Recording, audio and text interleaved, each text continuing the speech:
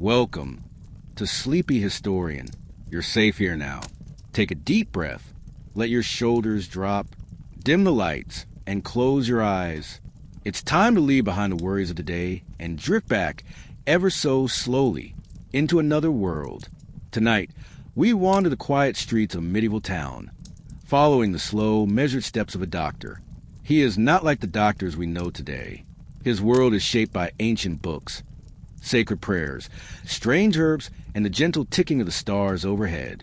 This is a story of what a medieval doctor did all day, from dawn's first bell to the soft hush of evening, in a world where sickness was a mystery and healing was half science, half prayer. And so we begin in a modest stone house on the edge of a cobbled lane, somewhere within the walls of a quiet medieval city, perhaps in 14th century Paris or York or Florence. A doctor began his day long before the sun dared to rise. His name, now long forgotten and etched only faintly into the corners of the city's memory, was once murmured with a mixture of reverence and worry.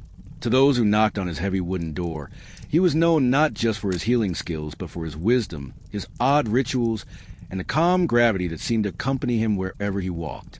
And so, while the rest of the city slumbered under thatched roofs and woolen blankets, the doctor opened his eyes in the pre-dawn dark, listening first not to the sounds outside, but to the quiet within, his own breath, the creak of the timber above his bed, the faint memory of dreams evaporating like mist in morning air. There were no alarm bells in the medieval world, no ticking clocks to divide life into sharp units. Time in those centuries flowed slowly, marked by the bells of monasteries and the movement of stars across the heavens. The doctor knew the hour not by minutes or seconds, but by the feel of the chill against the stone walls and the position of Orion's belt in the sky, glimpsed through a crack in the shutter. This was an hour most would call unholy, long before cockcrow, when even the fires of the hearth were nothing but sleeping embers and the city streets lay empty but for the moonlight and rats. Yet this was a time he favored, when thought came clearer and prayers whispered in the dark felt more likely to reach heaven. He rose not abruptly but slowly, as if waking were a kind of ritual in itself. He sat on the edge of his narrow straw-filled bed, feet against the cold stone floor, and inhaled the scent of damp linen, aged wood, and the faint aroma of herbs clinging to his cloak hung by the door. Before anything else, before thought or labor or movement, he murmured a prayer, not always the same one, but always something quiet, always something humble. He was, after all, a man of contradictions, respected by nobles, feared by peasants, often called a miracle worker, yet painfully aware that most of his patients would die regardless of his effort. This knowledge, always with him, crept in especially at dawn, when he could not yet distract himself with routine. A doctor in the medieval world was not the kind we think of now, not a man in a white coat armed with sterile instruments and scientific confidence. No, he was a strange hybrid of scientist, philosopher, theologian, and, at times, alchemist or astrologer. His tools were not scalpels and stethoscopes, but astrolabes, leeches, herbs, star charts, and a heavy memory of texts read by candlelight. In those early moments of the day, sitting in the silence before work began, he would sometimes recite to himself the teachings of Galen or Hippocrates, or perhaps the more recent writings of Avicenna, whose canon of medicine had made its way to European cities through Arabic translations. The doctor's education, long and expensive, had taught him to see the body not as a set of organs and blood vessels, but as a delicate balance of four humors: blood, phlegm, black bile, and yellow bile, each tied not only to illness but to temperament and fate. The softest rustle came from the corner of the room where his assistant, barely more than a boy, taken in years ago as an apprentice, slept rolled in a coarse woolen blanket. The doctor didn't wake him yet. There was time. Let the boy rest. The day would be long enough. With slow deliberation, the doctor stood and reached for his robe. It was not decorative but heavy, designed to keep out the chill of unheated stone houses and drafty corridors. It smelled faintly of rosemary and mint, herbs he kept close for their purifying properties, both symbolic and practical. Disease, he believed, traveled not only through contact or contagion, but through corrupted air, miasma. He would often sprinkle herbs or carry a posy close to his mouth to filter the invisible poisons he believed floated around the sick. He walked across the room in slow, measured steps. Each creak of the wood beneath his feet echoed faintly in the silence. At a small table beside the shuttered window stood a basin of water collected the night before. It was cold now, icy to the touch, but it was part of his morning ritual to cleanse his hands and face, not just for hygiene, which few in the medieval world understood in modern terms, but for spiritual clarity. Cleansing the body was tied to purifying the soul. With each splash, he murmured an invocation, not quite Latin, not quite vernacular, half prayer, half habit, passed down from his old teacher, who had learned it from his own. He did not eat yet. A doctor rarely ate before his first rounds. Fasting, some believed, made the senses sharper. Others thought an offering, a sacrifice of the body's pleasure to better understand its pain.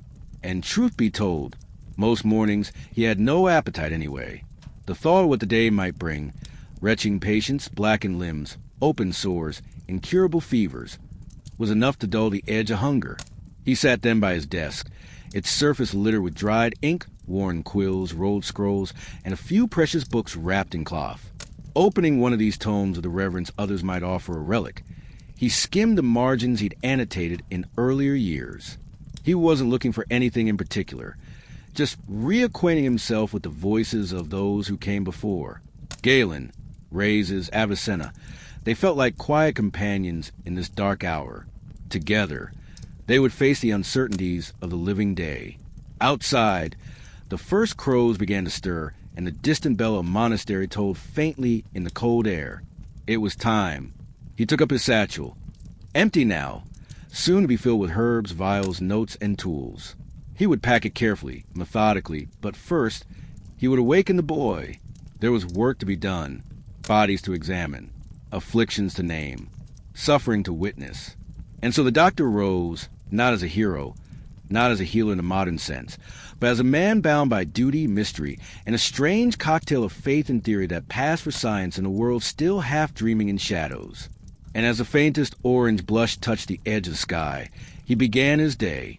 The sky had shifted by the time the doctor moved from his study table, its once pitch-dark velvet, now washed with faint gray and blue, like ink diluted by morning dew, though the city around him still lay asleep, save for the occasional dog barking or the clatter of a lone cart delivering bread to monasteries. The doctor had entered that silent threshold where night gave way to duty. But before he stepped out into the world, before he collected his satchel of remedies and set forth the homes of the sick and the suffering, he turned to a small wooden stand carved with faint Gothic symbols, part altar, part wash station, beside which sat a large pewter basin filled with still, reflective water. To the casual eye, it was just water in a bowl. But to the medieval doctor, it was much more than that. It was a basin belief, an instrument not just of cleanliness, but of spiritual preparation, of ritual alignment, of harmonizing the soul before confronting the imbalance of others. Water, after all, was not yet understood in terms of bacteria or microbes or hygiene. The germ theory of disease would not come for centuries. To him, and to many learned minds of his time, water carried symbolic power. It washed away sin, purified the aura, and signaled humility before the divine and the unknown. As such, the act of washing one's hands was not a mundane task. It was an invocation. He poured the water gently from a narrow clay jug, letting it cascade over his fingers and wrists in slow, circular motions. His palms rubbed together with practiced rhythm, not unlike a monk at prayer. The water itself had been drawn from the city well, boiled the night before, and cooled with rosemary leaves and thyme, both herbs known for their purifying qualities. Rosemary, in particular, was thought to ward off evil spirits and keep disease at bay. Pliny the Elder had once praised it for its medicinal virtues, and the apothecaries of the time listed it among their most protective plants. Whether or not it could truly combat pestilence mattered less than the belief it could. With his hands now damp and scented faintly of crushed herbs, he picked up a small linen cloth embroidered with a faded red cross.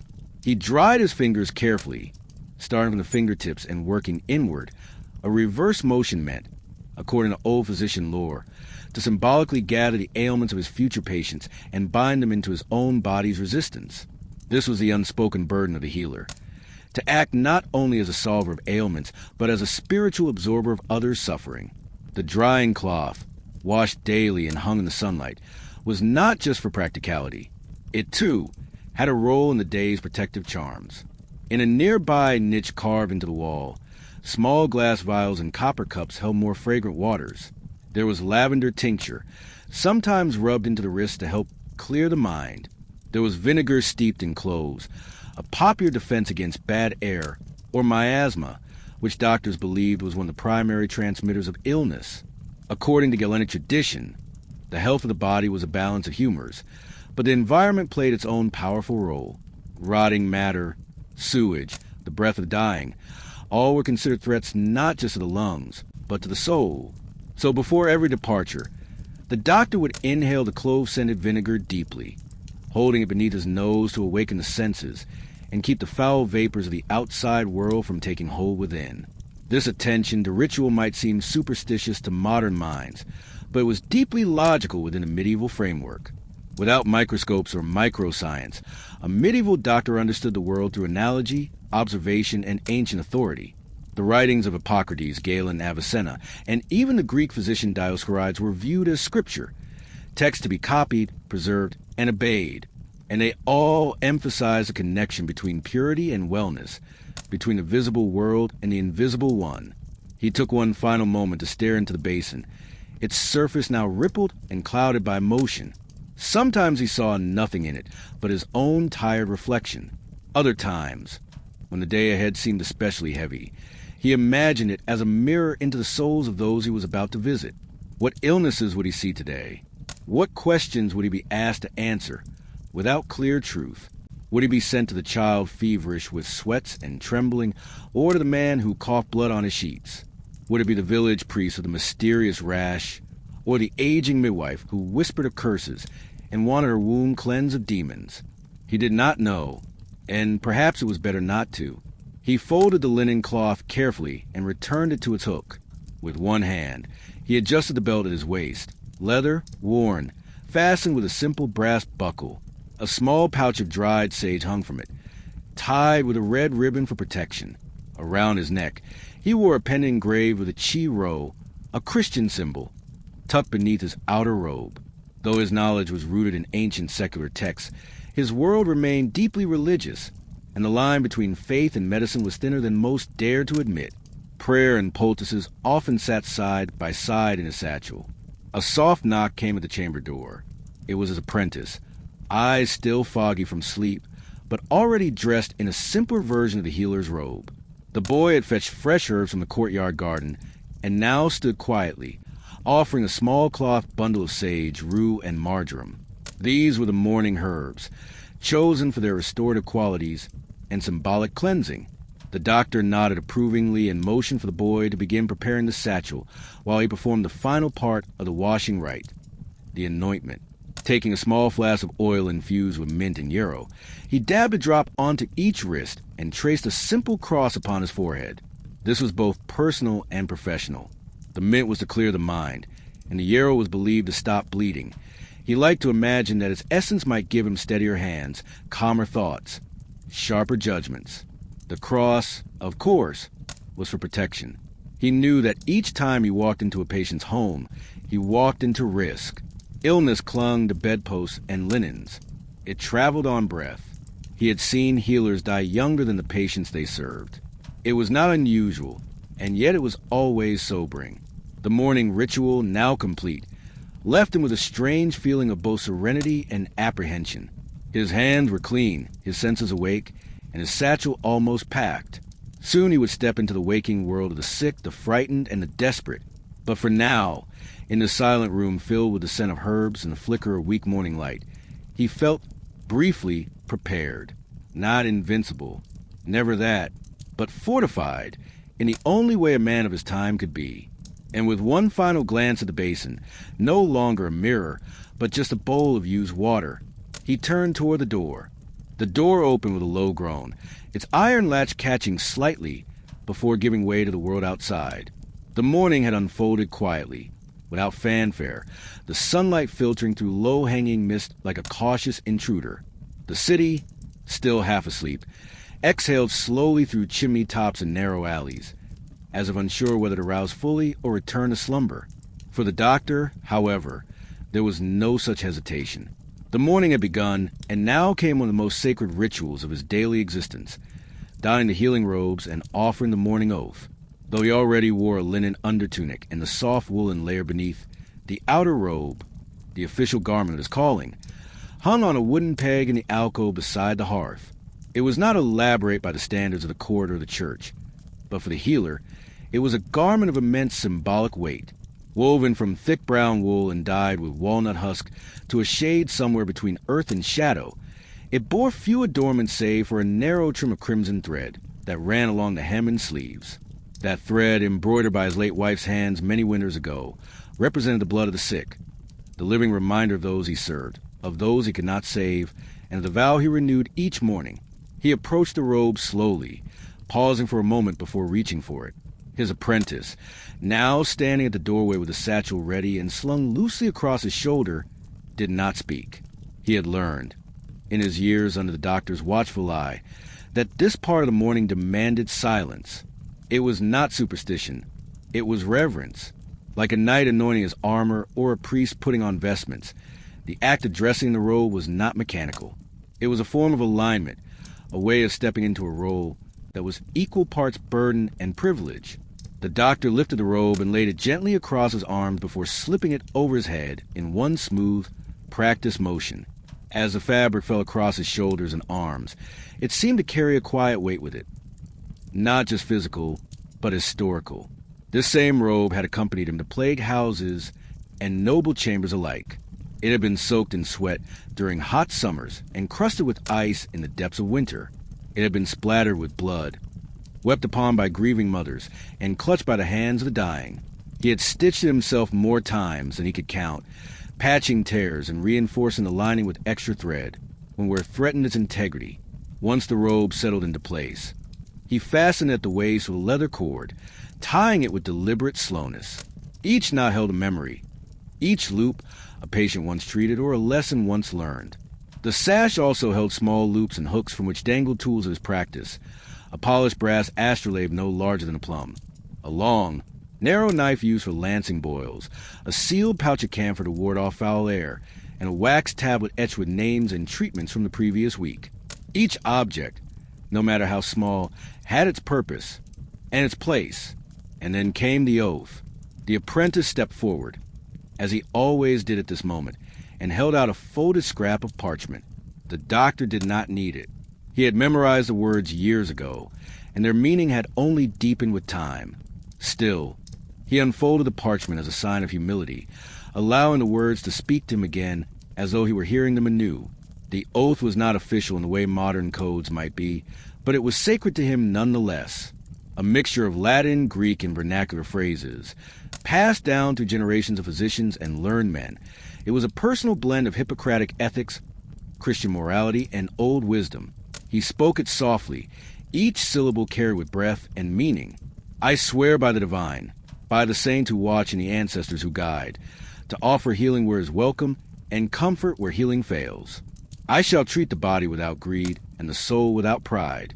I shall not exploit the weak, nor shun the cursed, nor silence the dying. May my hands do no harm, and my heart hold no fear. Let knowledge be my servant, and humility my guide.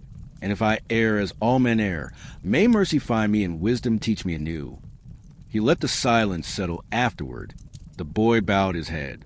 A single crow cawed in the distance. Somewhere beyond the cathedral wall, a church bell rang softly. One of the earlier calls to prayer for the clergy. The day was now fully in motion. To the modern mind, such ceremonies might seem archaic or theatrical, but in the medieval world, where medicine, magic, and theology were intertwined, rituals gave form to uncertainty. There were no clinical trials, no microscopes or peer-reviewed journals. What a doctor knew, he knew from old texts and painful experience. And in the absence of clear cures, intention became everything. A physician's oath reminded him not only of what to do, but of who he must be. Calm, patient, discerning, and above all, compassionate in a world that often knew none. With the robe secured and the oath freshly spoken, the doctor looked out the narrow window slit beside the hearth. Below, the city had awakened. The blacksmith's hammer rang out like a heartbeat. A group of nuns hurried past, cloaks flapping. A baker swept ash from his doorstep. and at the edge of the square, an old man leaned against a wall, coughing into a rag. The doctor knew the sounds well, the particular timbre of a cough too deep, too wet, too long. There would be many such calls today. The plague had not returned yet, not in full force, but fevers and agues were common now. The weather had been damp, the river had overflowed, and rats were seen in greater number. These were bad signs. His robe would not protect him from illness, but it would remind him why he continued to step into it each day. His apprentice handed him the satchel, now filled with carefully measured herbs, a flask of vinegar, rolls of bandages, and a book of star charts tucked into a hidden pocket. The boy carried his own, smaller bag of mortar, pestle, and linen cloth. Together, they stepped through the doorway and into the living street, closing the heavy door behind them with a dull thud. And so, clothed in belief and duty, the doctor began his rounds, not as a man of power, but as one who bore witness to the struggles of others, wrapped in a robe of purpose, bound by words whispered to no audience but the sky. The city air hung heavy as they stepped into the street, a damp chill that clung to wool and seeped into the bones.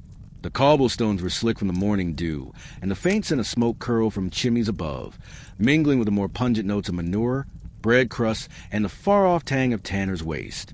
But the doctor paid these smells no mind. To him, they were simply part of the world's natural odor, another piece of the puzzle in a city half alive and half decaying, where illness and industry lived side by side. He paused not far from his door beneath the overhang of a wooden awning. There, beside the modest apothecary's shop, still shuttered and dark, he crouched to readjust his satchel. Though its contents had been packed with care that morning, he never trusted the first arrangement. Every tool, every herb, every parchment had its place, and he had learned through many seasons of loss and learning that order could mean the difference between life and death. A moment lost in fumbling might be a breath a patient could not afford to spare.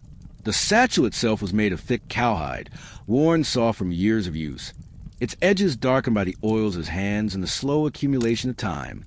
The leather straps had been replaced twice, and the iron buckle bore the marks of a local smith who owed him a favor once repaid by a poultice that cured his daughter's festering wound. The satchel had no decoration, no badge of profession, only purpose. It was, in a way, an extension of the doctor himself, carrying his knowledge not just in items, but in their arrangement and readiness. He opened the wide flap slowly, revealing the inner compartment stitched carefully by his own hands. The first was reserved for the tools of touch and incision, a long, slender scalpel. Its blade kept oiled with goose fat, rested in a loop beside a set of polished iron tongs. Both were used sparingly. Incision was a last resort, a measure taken only when humors could not be realigned with gentler means. Next to these, he kept a set of thin probes carved from ivory, used for clearing infected wounds or checking the depth of ulcers. Cleanliness, though not understood in modern microbiological terms, was a priority to the doctor in the ways he knew. His tools were wiped with vinegar and stored in cloth wrappings soaked in sage and rue, herbs believed to ward off rot and evil spirits alike. The next pocket held small vials, glass and earthenware alike, each stopper with cork and labeled with careful script. Inside were tinctures and infusions, elderflower to ease fevers, yarrow for bleeding, poppy extract for pain. He also carried vinegar of the Four Thieves, a strong herbal blend that legend claimed had protected grave robbers from the plague. Whether it truly worked or not, he had seen it calm frightened minds, and sometimes belief was a cure as powerful as any. A round tin held dried herbs, peppermint, lavender, hyssop, and chamomile, tied in tiny bundles with thread. Another leather pouch contained ground roots, powdered chalk, dried leeches nestled in dampened moss, and tiny parchment scrolls bearing prayers or protective verses to be placed beneath pillows or stitched into garments. The doctor did not always prescribe these last items himself, but he knew patients who believed in them, and he believed in easing suffering where he could, even if by ritual. He never mocked those superstitions. After all, wasn't much of medicine still mystery? At the bottom of the satchel, wrapped in a square of wax linen, lay the tools of diagnosis. A polished brass urine flask, clear and precise, to hold the samples he would examine for color, sediment, smell, and foam. For centuries, urine had been the key to the physician's eye. There were even charts and wheels, many copied from Arabic physicians, that described every shade and its associated imbalance of humors. Yellow and frothy, hot and dry, pale and clear, cold and moist. Each observation was a clue, and he had learned to read them with a kind of reverence. Beside the flask was a thin wooden rod, used to measure pulse by touch, and a set of notes tied with leather twine. These were written in Latin, in a tight, deliberate script that only the most learned could decipher. They included recipes, observations, treatments administered, and their results. It was a journal of knowledge, a memory preserved in ink, passed forward in the hopes that mistakes might not be repeated and discoveries might one day be shared.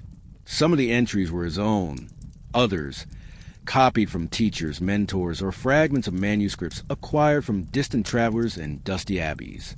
Tucked into a hidden slot beneath the largest compartment was his chart of the stars. It might seem out of place to a modern eye, but to the medieval doctor, astrology was as necessary as anatomy. The position of Mars might influence fevers. The rising of Saturn could predict melancholy or decay before treating certain ailments or before performing bloodletting. It was customary to consult the sky. The body was a reflection of the heavens, just as the earth echoed the divine. To act without alignment could do more harm than good. This, too, he believed. The apprentice, silent all the while, watched with care. He would one day inherit this knowledge, though he had many years yet before he'd be entrusted with his own satchel. For now, his job was to observe, to learn not just the tools themselves, but the reverence with which they were handled. Every herb had a season, every tincture a preparation time, every blade a story. The doctor closed the satchel with slow hands, pressing down the flap and tightening the straps with practiced ease. He stood, adjusted the leather strap across his shoulder, and let the familiar weight settle against his hip. It grounded him. It reminded him who he was, not a magician, not a priest, not even always a healer, but a witness, a bearer of knowledge, limited though it might be, a comforter, a traveler between the world of the ill and the world of the living. Their footsteps resumed, slow and purposeful, along the lane that led toward the market square. Already the butcher was setting up his stall, and a group of women passed by carrying baskets of root vegetables and dry bread. One nodded to the doctor, the way a peasant might nod to a passing monk, uncertain whether it was admiration or superstition that compelled the gesture. He offered a small nod in return, his hand brushing the edge of his satchel. He would use its contents many times before the day was done. Not all treatments would succeed. Not all diagnoses would be correct. But he would do what he could with what he carried. That was all he had ever done. And as the sun broke more fully through the gray veil of morning, casting pale golden light across the crooked rooftops and tiled church domes, the doctor turned a corner toward his first patient of the day. The stillness of the early morning was not meant to last. As the last sips of rosewater infused tea lingered on the doctor's tongue and the fire in the hearth gently softened the damp chill that had crept into the stone walls, there came a sharp, urgent knock at the heavy wooden door. The sound echoed to the modest physician's quarters, abrupt and out of place in the calm rhythm of preparation. The doctor, long attuned to the character of such knocks, knew without opening the door that the matter on the other side would require haste, caution, and compassion in equal measure. Drawing his cloak tightly around his narrow shoulders and adjusting the weight of the satchel now filled with wrapped herbs, glass vials, and iron tools, he made his way to the entrance. The door creaked open to reveal a boy of perhaps 9 winters, his cheeks red from running, his breath shallow and fast. His eyes darted nervously, as if worried that merely bringing the doctor might somehow worsen the fate of the one who lay within. "Please, sir," the boy choked out between gasps. "My mother, she can't breathe. She's making sounds like waters in her chest." There was no need for further explanation.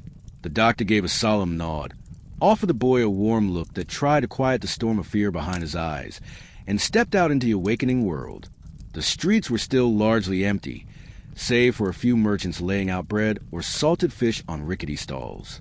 Chickens roamed freely, pecking at pebbles, and the air held that strange mix of manure, smoke, and dewed earth that always seemed to define the edge of town. The doctor followed the boy across cobblestones and mud-rutted lanes to the thatched home of Wattle and Daub, one of many that crowded the outer district near the commons.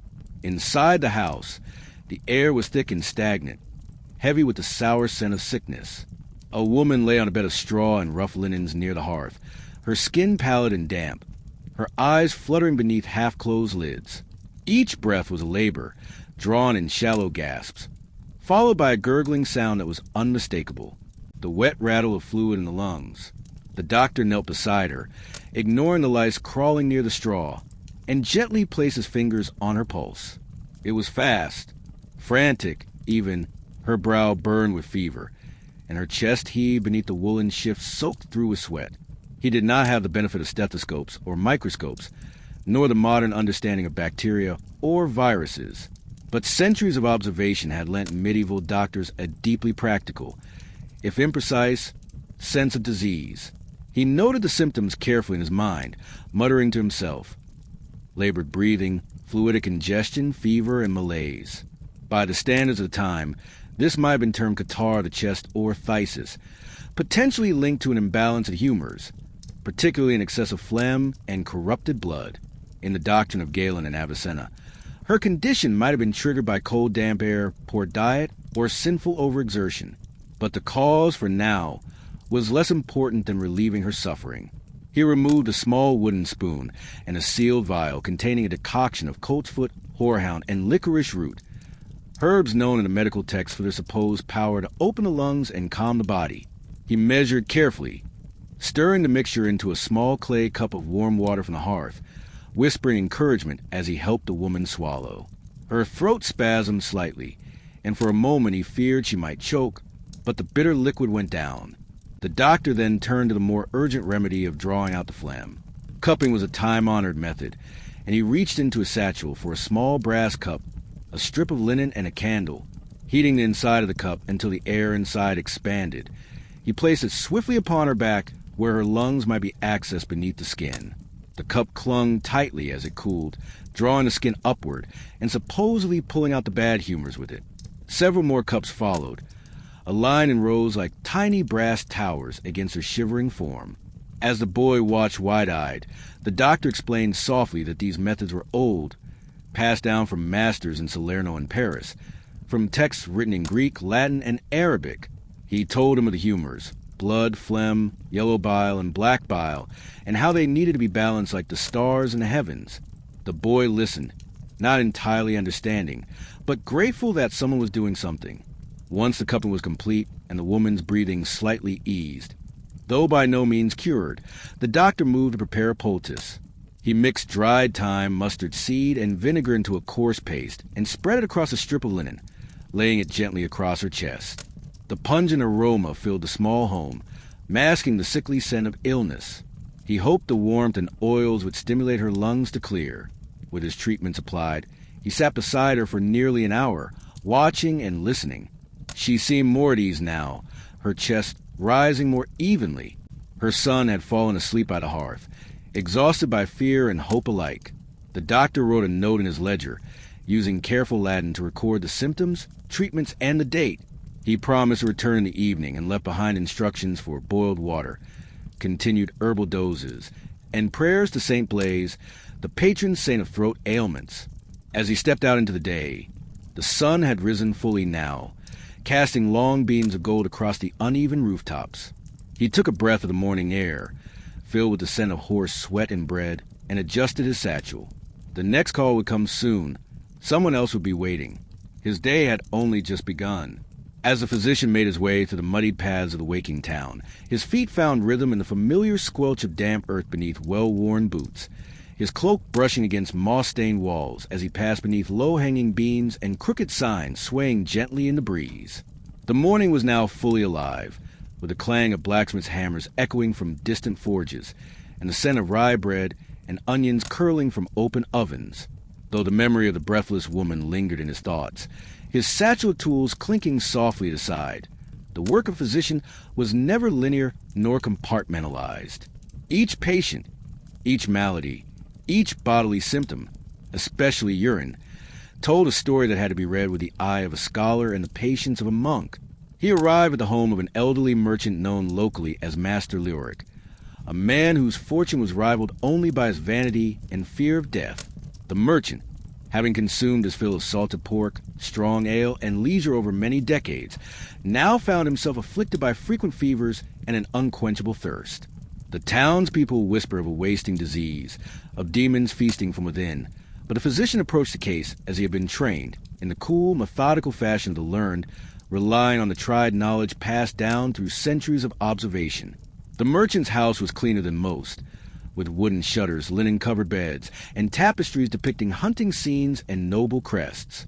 Yet, despite such comforts, the sick room bore the same stagnant air as all others, a mixture of stale sweat, dried herbs, and the ever-present tinge of chamber pots. The physician bowed respectfully and requested the glass urinal. In medieval medicine, few diagnostic tools were held in as high regard as the urine flask, known as a metulla. This small, rounded, transparent vessel allowed the physician to inspect the very essence of a patient's inner health. Scholars from Hippocrates to Galen, and later the Arabic master Avicenna, emphasized the centrality of uroscopy. Indeed, entire treatises have been devoted to the classification of urine by color, clarity, scent, sediment, taste when necessary, and even the way it clung to the sides of the glass. It was believed that each bodily humor, blood, phlegm, black bile, and yellow bile, left its mark in fluid, offering insight into the imbalances causing disease. The merchant handed over a recently filled flask, warm to the touch, its contents a troubling hue, neither clear nor golden, but murky with reddish undertones, small floating flecks swirling as he gently rotated the glass. The physician raised it to the light, streaming through the nearby window, and narrowed his eyes in contemplation. He held it at several angles, noting how the liquid moved, how it settled, how it refracted the light. In the bottom, there was a faint sandy sediment, a troubling sign. This could indicate gravel in the kidneys or stones forming within the bladder, both of which could lead to searing pain and, if untreated, death. He observed the odor cautiously, waving the neck of the metulla toward his nose. The scent was strong, acrid, sour even, another indicator of heat in the liver or perhaps an inflammation of the blood. In his mind, he ran through the classifications. Milky indicated phlegm, saffron yellow pointed to bile, ruddy or brick dust sediment suggested corruption of blood. He held the flask beside a worn but treasured copy of the Eurenes, a Latin manuscript from Salerno, filled with marginalia from his mentors, and compared its color to painted circles illustrating various pathological shades. The match was unsettlingly close to the entry for Urina rubia cum sabulo, red urine with sand-like grains, often a symptom of what would now be called diabetes or kidney disease. The physician, however, saw it as a result of internal heat drying the blood, forcing the humors to become unstable. His diagnosis, by the standard of the age, was not only acceptable, it was revered. As the physician scribbled his findings onto a wax tablet, he turned to the patient and asked about his dreams, his bowel movements, his mood. In medieval thought, the entire body was connected in ways spiritual as well as physical. Melancholy could slow digestion. Rage could cause the liver to boil. Lust might overheat the heart and brain. Leoric, with his red face and restless sleep, described vivid dreams of fire and drought, his mouth constantly parched, his stomach uneasy. All of these signs, in the eyes of a medieval doctor, affirmed an excessive choler, the hot and dry humor associated with bile. It made a man quick to anger, prone to thirst, and susceptible to burning fevers and digestive imbalance. Treatment, therefore, must aim to cool and moisten the body, to calm the storm within. He recommended a strict regimen: no meat, no wine, no spices.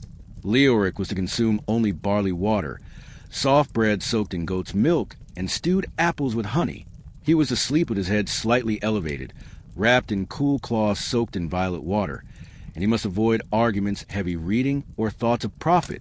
Each day, the merchant was to provide a fresh flask of urine for examination, allowing the physician to track his body's progress as surely as a sailor watched the stars. The doctor also administered syrup of plantain and chicory, herbs believed to cleanse the liver and reduce internal heat. He provided a pouch of cooling powders, crushed pearl, powdered rose petals, and camphor, to be dissolved in water and consumed at dawn. Most of all, he impressed upon the merchant the importance of balance. not only in diet but in the soul. Your body burns with the fire of your ambition, Master Leoric, he said softly. If you wish to live, you must learn to cool your desires as well as your blood. The merchant nodded gravely, not quite convinced but wary enough of death to obey, at least for now. The physician collected his flask, left behind prescribed remedies, and stepped out once more into the warming sun. The metulla now empty. He would cleanse it carefully with vinegar and rainwater when he returned to his chambers, storing it away like a sacred vessel, ready for its next patient. As the sun climbed steadily across the muddied heavens, casting watery beams between the soot-streaked chimneys and weather-worn rooftops, the physician's feet led him to the winding artery of the town's central market, where carts creaked and merchants barked, and the scent of cheese, sweat, leather, and livestock mingled in the damp air, though he had already visited 2 patients by mid-morning. His satchel lighter by a vial or 2, his most important errand now lay ahead, before another call could be made. Before another fever subdued, or another humor balanced, he would need to replenish his dwindling stock of herbs and minerals. For that, he turned toward a shaded alley behind the churchyard, where the apothecary's modest door stood nestled between a brewer's shed and a crumbling wall overgrown with ivy. The town's apothecary, Master Toller, was not a man of faith nor war, but quiet hands and meticulous habits. His fingers, long and nimble like a scribe's, bore the telltale stains of tinctures and resin. Pale green under the nails, amber smudges around his fingertips, a faint violet tint that hinted at the handling of deadly nightshade. His shop, though small, was a wonderland of smells, textures, and whispered cures. Shelves bowed under the weight of terracotta jars, bone boxes, beeswax-wrapped bundles, and glass vials glinting like captured sunlight. Above them hung dried plants by the dozen. Lavender, tansy, yarrow, mint, mugwort, rosemary, and rue, their shadows swaying like skeletal fingers in the flickering light of the forge-like hearth. Upon entering, the physician gave a small cough, not from illness but to announce his presence.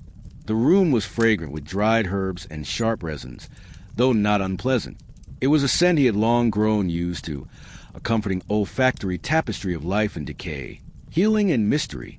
Toller emerged from behind a tattered curtain, with a mortar in one hand and a pestle in the other, dusted in powder that sparkled faintly in the sunbeam filtering through the lattice window. "Ah, good doctor," said Toller in a voice like creaking parchment. "Your timing is blessed. The powdered foxglove is ready, as requested, though I should warn.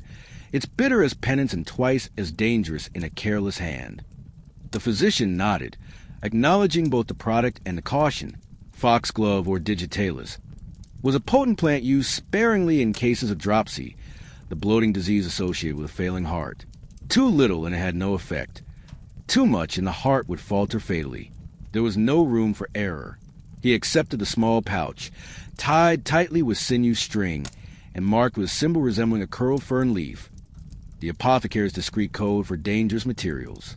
The physician proceeded to examine the shelves, selecting ingredients not unlike an artist choosing pigments for a fresco: powdered myrrh for swelling gums, crushed wormwood for intestinal complaints, ground valerian root for hysteria and sleeplessness, and shavings of licorice bark to soothe sore throats and sweeten bitter brews.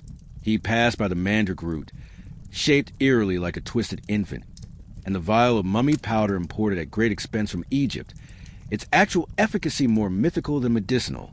Still, some patients insisted on it, believing that ingesting the remains of the ancient dead could extend life or ward off curses.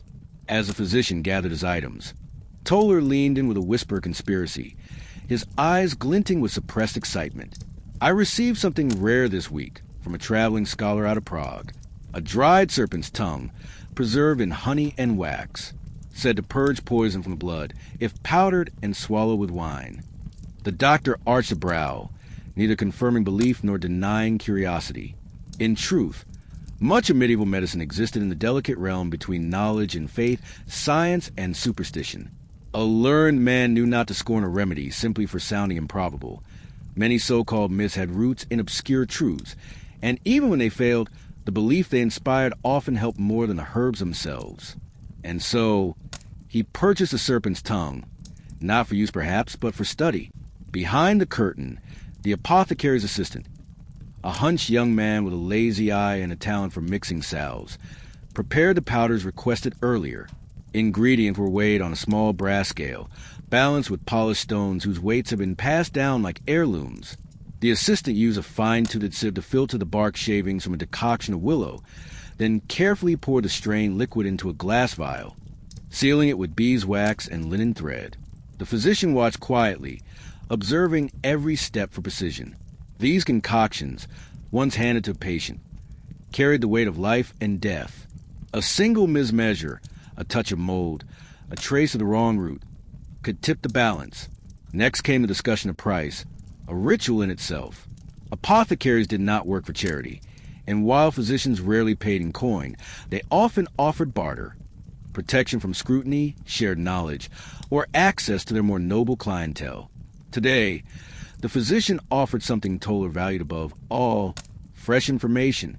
He described the feverish merchant's urine, the symptoms of imbalance, the flavor of bile rising behind his tongue, and the body's trembling heat.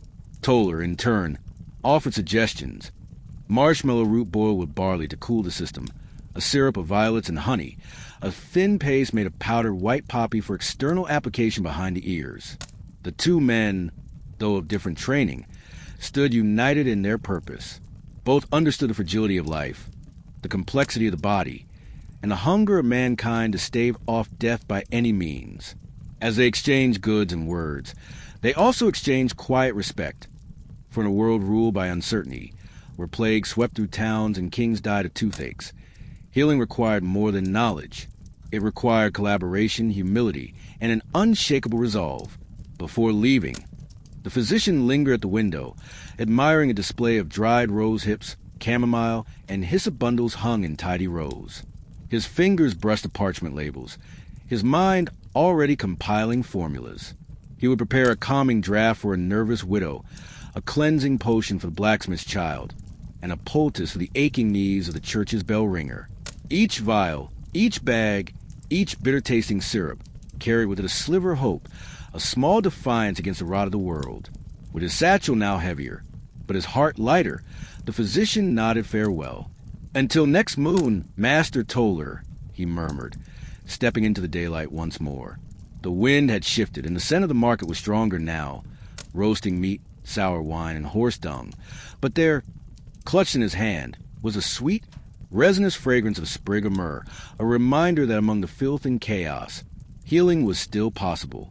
The cobbled lane leading from the market narrowed and sloped gently up toward the monastery walls, where ancient stones lay silent beneath trailing ivy, and the muted hum of chanted prayer hung in the air like distant incense. A hush fell over the physician as he passed beneath the arched gatehouse. Here lay a realm apart, a world governed not by bustling commerce, but by hushed devotion, tending souls as well as bodies. He adjusted his satchel, its weight now a familiar certainty against his side, and inhaled deeply. The morning air seemed cooler here, purified by centuries of fasting friars, and clipped lawns were medicinal plants. Valerian comfrey, feverfew, grew in neat beds tended by novices who understood both healing and humility. Inside, the infirmary lay beyond a cool, dimly lit corridor, its timber doors worn smooth by decades of feet. It was not hospital in any modern sense. Rows of cots, separation by gender, isolation wards, but a simple hall where monks and lay brothers took turns caring for sick. Some slept in one flame-lit cubbies. Others lingered in chairs by the hearth, moaning softly or praying to St. Cosmas, co-patron of physicians. The stone floor was swept clean each dawn, though straw still covered much of the room to catch blood, sweat, and spill broth. The infirmarian, a lean monk named Brother Alfric, whose eyebrows were so white they almost glowed in the candlelight, greeted the physician with a gentle nod. Alfric did not speak unless necessary, his silence a comfortable presence in this sanctified space. When he did speak, however, his words were measured, thoughtful, and steeped in an age where every syllable counted. "My brother, we have several poor souls in need of your wisdom. A fever, as you'll recall, cleaves the body apart, burning and draining alike, and one sufferer. Well, I believe there may be signs of dysentery, though I have tended him with broth, prayer, and blessed water." The physician inclined his head, and together they passed into the ward. In one alcove, A lay brother lay shivering beneath threadbare sheets. His face was pale and pinched, his skin hot to the touch. Thin rivulets of sweat ran down his temples. The physician placed his hand over the man's brow, noting the heat in his pulse, then examined his tongue. Fuzzy with white fur and cracked at the center, telltale signs of internal dryness and heat. Drawing back, he closed his eyes for a moment, recalling the tradition of Ismadicatrix naturi, nature's tendency to heal herself, and how his role was often to stand as a guide, a steward of that process. He took from his satchel a syrup composed of slippery elm bark and marshmallow root, poured onto a spoon of honey and warm water, and offered it gently to the monk. The sweet, cooling mixture soothed the throat and eased the burning inside. While the lay brother rested, the physician moved deeper into the infirmary, where a noble pilgrim lay on a pallet near a curtained wall. Her alabaster skin was streaked with purple blotches, maybe from leprosy, maybe from poor circulation, but her eyes burned with pain. She held a small cross in one hand, its silver tarnished by sweat, and her voice whispered prayers more than speech. The air around her smelled of burnt amber, and there was a soft, persistent cough. The physician performed a gentle percussion on her chest, listening for dullness or echo. There was nothing so precise as a stethoscope here, but years of practice taught him much. He noted the color of her lips, the depth of her breathing, the shape of her hunger-wave pulses. He laid a compress over her chest, cloth soaked in decoction of comfrey, burdock, and elderflower, arranged to encourage drainage and relieve pain. The mixture he chose was familiar from ancient tracts, reinforced by recent observations in his empirical notes. He whispered a prayer under his breath, asking Christ and the saints to give strength and ease her suffering. Meanwhile, Brother Alfred brought forward another case, this one less dire but still delicate. A young novice with a swollen lymph node at his neck, likely from an infected scratch or insect bite. The skin was red and tender. The physician prepared a simple poultice of feverfew, planted in a smidgen of sulfur, mashed into a paste with olive oil, and applied with solemn care. He covered it gently, as though afraid the touch might break more than heal. Throughout the infirmary visit, the physician moved like a quiet current, gentle, purposeful, and observant. He spoke not to display knowledge, but to ease anxiety. Place the compress here, brother. Sleep with your head raised. Breathe slowly. His words were soft, lacking merchant authority or noble command. They were born of compassion, experience, and the humility of a man who knew he could do little without the will of God and the resilience of the body. After tending each in turn, he stepped into a side room, a small oratory where staff and patients alike could sit in quiet to pray or rest. The walls were decorated with simplistic frescoes of saints healing lepers, of Christ's mercy. A small wish basket sat near a simple wooden altar, bearing slips of parchment offered by patients or family members asking for relief from fever, hope in infirmity, or strength in weakness. The physician moved the basket and drew out 2 slips, a widow's prayer for her dead child, a father's request for the fidelity of his wife. He folded them, slipped them into his robe pocket, and said a quiet one-word invocation. Miserere. Brother Alfred watched, and neither man exchanged more than a glance.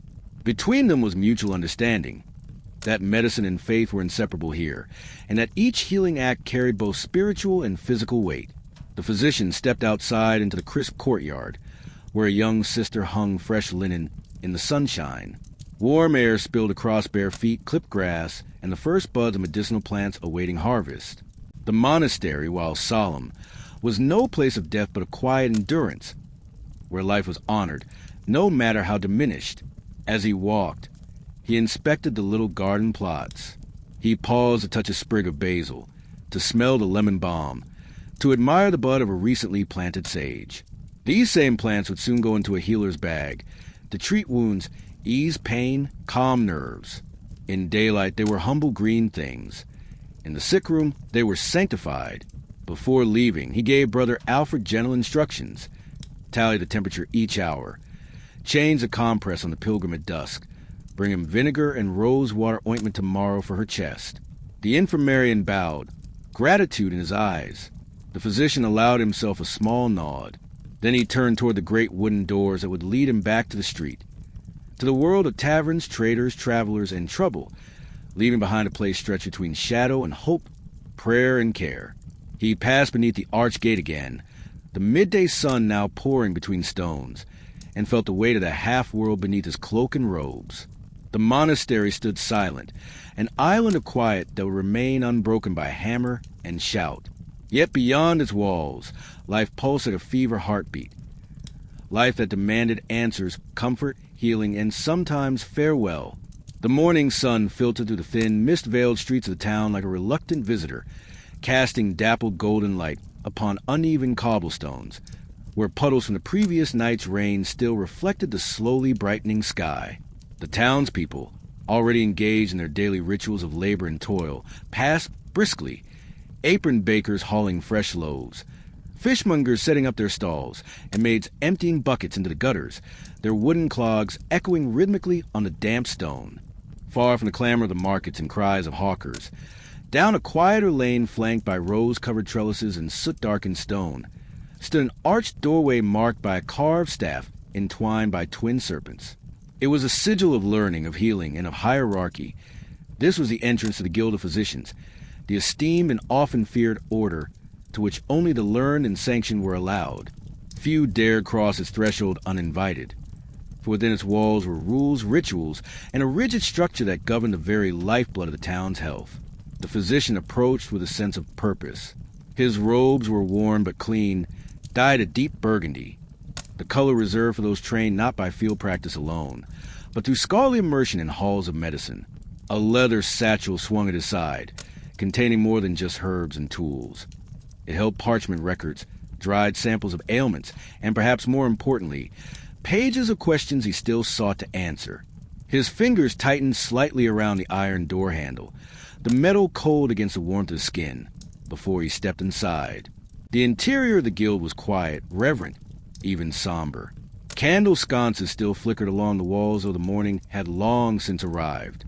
The scent inside was an unusual blend of parchment, old stone, beeswax, and dried rosemary, clean and yet earthy. Around a wide hall lined with benches and shelves heavy with tomes and seal jars, a few other physicians stood in quiet discussion, their tones hushed, their postures formal. To be here was not merely to be among fellow healers. It was to submit oneself to the standards and collective wisdom of those who had dedicated their lives to the difficult balance of theory and application. The guild was not a place for miracles.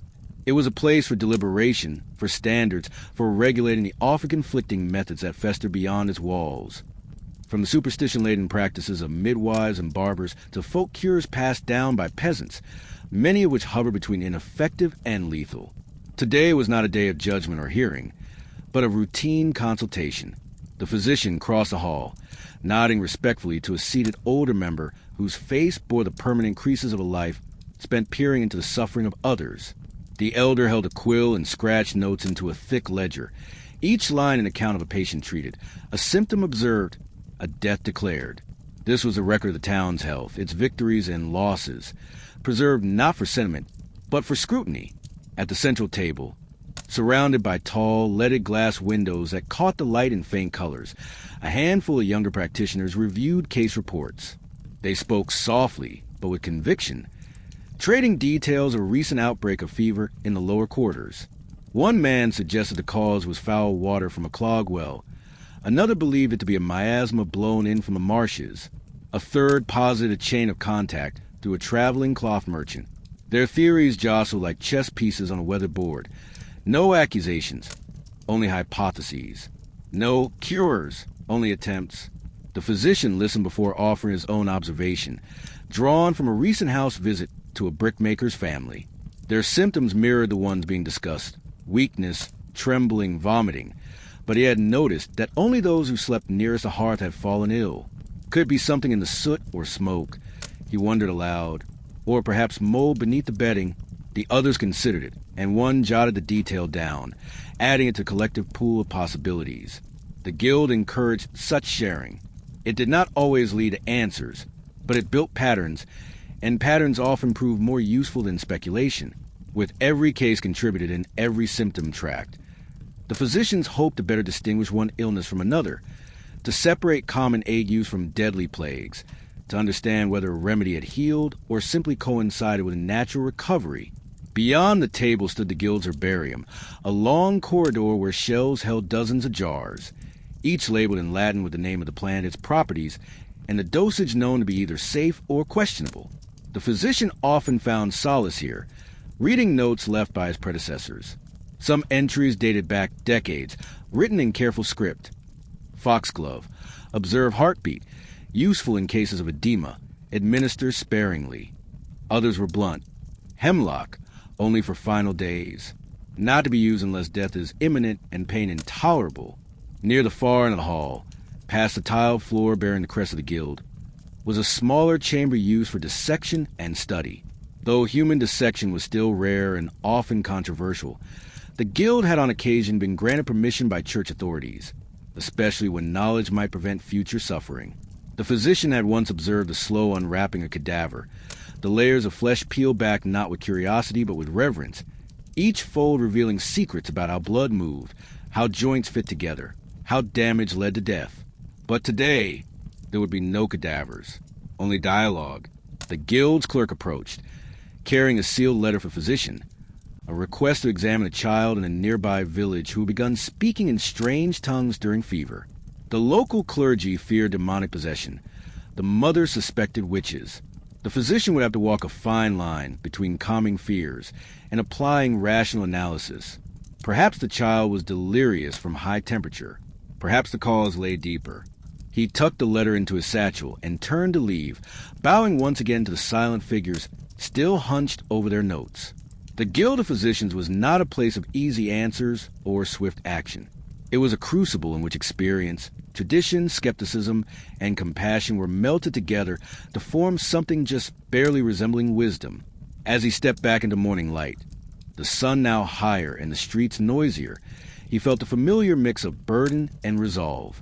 He was a physician, bound not only by oath but by conscience. What he learned today might be the difference between life and death tomorrow.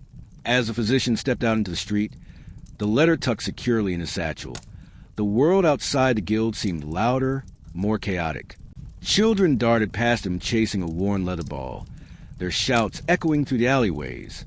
A woman wrung out linens in a wooden tub, her hands raw and red from a lie.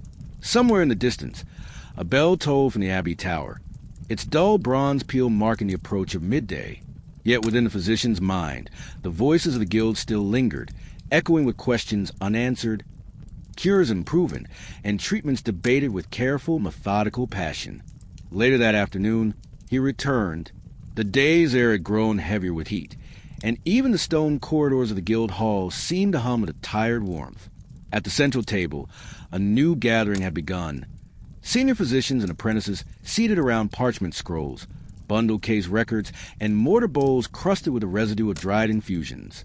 This was not a formal assembly, but an informal symposium, a chance for minds to convene, share theories, challenge methods, and explore the thin space between tradition and innovation. The elder presiding today was a man whose age had hollowed his cheeks but sharpened his mind. His robe bore the faded embroidery of decades in practice, and the stick he used to steady his gait was topped with a carved serpent's head, a quiet nod to his authority. He welcomed the attendees with a nod, then unrolled a scroll upon the table. A child in the northern quarter, he began, afflicted with rashes and choking fits, treated with vinegar compresses and honeyed water. Condition worsened. Another physician leaned forward. Did anyone examine the child's bedding or the mother's tinctures? It could be oil of camphor used too heavily. Irritates the lungs. A third disagreed. More likely scarlatina. Once the throat tightens, honey does nothing. Vinegar stings. Leeching may have been more effective. And so it began, the dance of ideas. Slow, deliberate, sometimes circular, often contentious. Here in the quiet candlelit chamber, everything was examined. Symptoms described, remedies recounted, outcomes questioned. No one's word was taken at face value, not even the elders. Treatment was never a matter of certainty. It was a cautious art balance on observation, pattern, and probabilities, all fragile and prone to error. Today's main debate centered not on illness, but on the virtue or risk of purging. A young physician, recently inducted and still wearing the stiff-collared tunic of a novice, had suggested the regular use of purgatives in cases of melancholy and lethargy. He cited 3 patients who had risen in mood and motion after receiving a mixture of rhubarb root and anise. He spoke earnestly, his hands slightly trembling as he held a paper of notes before him. But across from him sat a grizzled man who had served in military camps, whose experience bore the bitter weight of watching men die after over-bleeding and aggressive evacuations. Too much purging, he warned, leaves the body hollow. The spirits flee. The heart weakens. It may mask the ailment, but it does not cure it. His tone was not angry, but it had the solidity of lived experience. The room stilled. All waited. Then the elder nodded. Both methods have merit and risk. We must know more. Observation over time. Comparisons drawn from different seasons, different humors. What works in spring may harm in autumn. And with that, the debate pivoted, not ended, but folded into a larger question. Could the balance of the 4 humors truly govern all disease? The 4 humors, blood, phlegm, yellow bile, and black bile, were the foundation upon which most physicians still built their theories. Each person was thought to be governed by a specific balance, and each illness a result of imbalance. Treatments, then, aimed to restore harmony through bleeding, heating, cooling, drying, or moistening. But as cases grew stranger and patients failed to respond, doubt crept in. What if the framework itself was flawed? What if disease had patterns that existed beyond the reach of humorism? The idea was unsettling and dangerous. To challenge the entire model was to risk accusations of heresy or madness. But within the walls of the guild, questions could be aired cautiously, wrapped in the language of theory. One physician, known for his silent nature and meticulous handwriting, rose and shared a record. A merchant who died not from imbalance, but from a blocked mass in the belly, hard, immovable, fatal.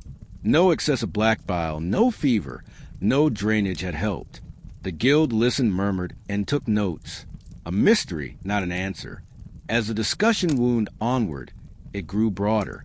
Someone posed a thought. Should patients be exposed to foul air to test a miasma theory? Another wondered whether certain illnesses were carried through cloth. One proposed the use of heated stones on the soles of the feet to draw sickness downward. The idea seemed wild, but no one laughed. Curiosity was allowed here, provided it was coupled with caution. These were not alchemists seeking gold, nor monks praying blindly. They were men walking through fog, hoping that if enough lamps were lit, the path would reveal itself. At the edge of the room, the apothecary entered quietly, setting down a fresh batch of wormwood tincture and ground willow bark. His arrival shifted the conversation toward remedies. Could bitter herbs restore appetite? Was opium being overused? Would a mandrake, too dangerous or underutilized? Opinions clashed again. One argued for the restraint of strong sedatives, fearing dependency. Another defended them, stating the moral duty to ease suffering, especially in incurable cases. This was how medicine lived and breathed in those candlelit chambers, not as a solid tower of truth, but as a fragile web spun between minds, where every thread could break or tangle.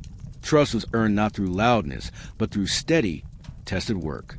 A good physician, it was said, was one who knew how little he knew.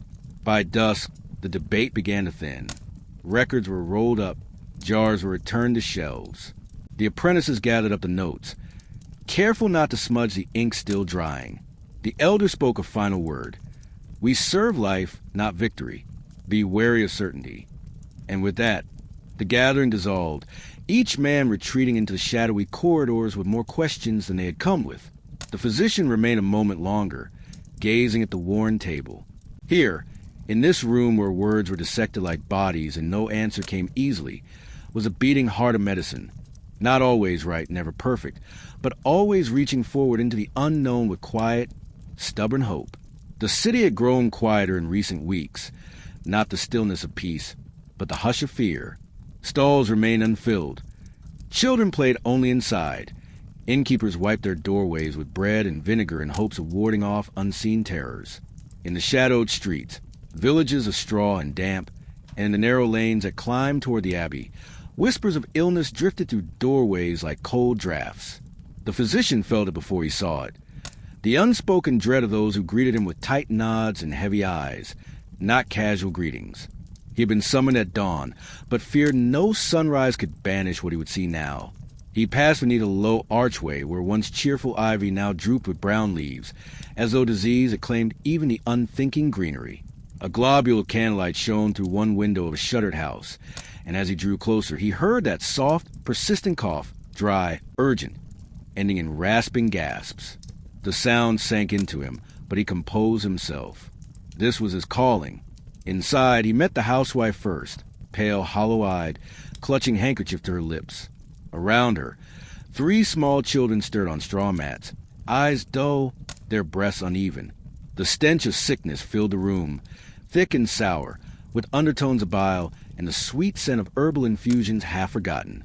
The air felt heavy, as if illness had weight. The woman's husband knelt by her side, fear playing on his sweat-streaked face. The physician knelt to assess her, the pulse thundered in her wrist, fast and weak. The veins in her neck stood against her skin like frightened snakes. He smelled inside her nostrils, smoke of burned herbs, but still the stench of corruption. Her body felt dry, too hot, too fast. He had seen this, but not for many seasons, not since the plague last swept through. Dark memories stirred. Delirious patients, purple blotches on chests, bodies abandoned in the streets. He placed his hand over her heart. No regular rhythm there, just a frantic thrum of life on the shore of death. She gasped, and he made cursory note of the spread of rash down her limbs. This would be Skipper's plague, he thought, the kind that killed within days of untreated or not. But he did not say it. He turned to the husband, gently, firmly. Fetch me vinegar of the 4 thieves, and clove oil. The remedy was as old as the last scourge, and though there was little hope in terms of cure, there was duty in doing what could be done. By the dim hearth, he mixed his fragrant blend, vinegar spiked with rosemary, sage, thyme, and cloves, heated gently, then dabbed above her brow, behind her ears, along her feet. The smoke rose soft and floral, and for a moment, he hoped, he spoke next to the children. Their shadows trembled by weak lamplight. They coughed, each smaller voice a mirror to their mothers, and yet each body still warm, not yet shivering with fever. He suggested they sleep separately, but under a faint sprinkling of wetted rosemary and hyssop, prepared to ward off miasma. He wrote instructions quietly. Herbs boiled in water, linen tied over barrels with holes punched, climbed bottles of vinegar infusion placed at thresholds. He handed them to the husband without explanation, as of a teacher pushing leaves toward a child. Do this at once. Later, as twilight thickened into night, he retraced his steps outside. The evening air felt thick, as though petrified by fear. The lamps at the doorways burned low. He passed strangers on the cobblestone main street, each one shifting at a distance, their hands held to their throats or folded before them. None spoke. Sometimes mothers pulled children tight. Sometimes men sent wary glances. The city held its breath, and waiting, it spread disease and silence. He returned home as darkness finished its route. Inside, he removed his boots, bloody by the damp, the care, the lingering fear, and set them aside. He wrapped his satchel tight, emptied the vinegar flask, washing it with boiled water and sage. He drained herbs from brushes and poultices, setting all to dry in a cool corner outside. In his small office, he lit lamps by oil, mixing stronger infusions, worm's bane, poppy, camphor, to have ready in the dark hours. The writing table awaited his later notes. Victims recorded, times of collapse and fever onset, responses to treatment. He would track the progress, hoping for patterns he could adapt into tactics, even half-effective ones. As he worked, thick coughs echoed outside. A distant bell tolled twice, calling wives to prayer, the sound traveling above rooftops, across empty squares. Father Mateo's voice rang with fear and hope, blessing street corners, blessing the sick. The physician paused with pen in hand. Medicine could not drive away this darkness, but healing, quiet, humble acts might. Night deepened. The lamps burned steady. The doctor wrote down, October 28th, 3rd outbreak, first case of chest plague. Gird with vinegar sachets, keep windows ajar. He closed his book, kissed its binding, and muttered a prayer to St. Luke, patron of healers. He did not hope yet. He only prepared. And in that act of method, ritual, observation, care, he found the first flickered defiance against a silent enemy. The sun hung heavy overhead, though little warmth came with it. A cold light bled to the pale sky, turning the narrow street outside into a river of dust and pale gold. In the hush between visits, the physician sat alone in his kitchen. The window, half frosted and crusted with soot, allowed enough light to illuminate the grain of the old wooden table. Its surface nicked and grew from decades of quiet meals and sharper thoughts. This was the only time he truly allowed himself stillness, and even then, it was more performance than peace. A bowl of thick barley stew steamed in front of him. It was modest, boiled with turnips, onion, and the last of the salted mutton he'd portioned for the week. The bread beside it was hard, but not yet spoiled. He broke it carefully, dipping a piece into the broth to soften it before biting, chewing slowly. Each movement was practiced, contemplative. He ate not with hunger, but with duty, a feeding of the vessel that must continue, because the city had not yet permitted him to rest. His hands trembled slightly, not from illness, but from exhaustion. Around his wrists, faint bruises lingered where he had tied protective cloth too tightly during the last night's rounds. His fingers ached from holding tools, from scribbling notes, from clutching the hands of the dying when no one else would. These were the details never spoken of in textbooks, never inked into the thick folios that scholars passed down through time. Yet they were as vital as any recipe or diagnosis. Between mouthfuls, he let his mind wander, though not far. He thought of the boy on Mill Lane who had coughed blood that morning, and of the quiet grocer's wife whose fever had broken after 3 days only to return stronger on the 4th. He remembered the priest's sermon the day before, imploring the faithful to find repentance in the rising sickness. The plague does not punish, it cleanses, the priest had said, but the physician disagreed.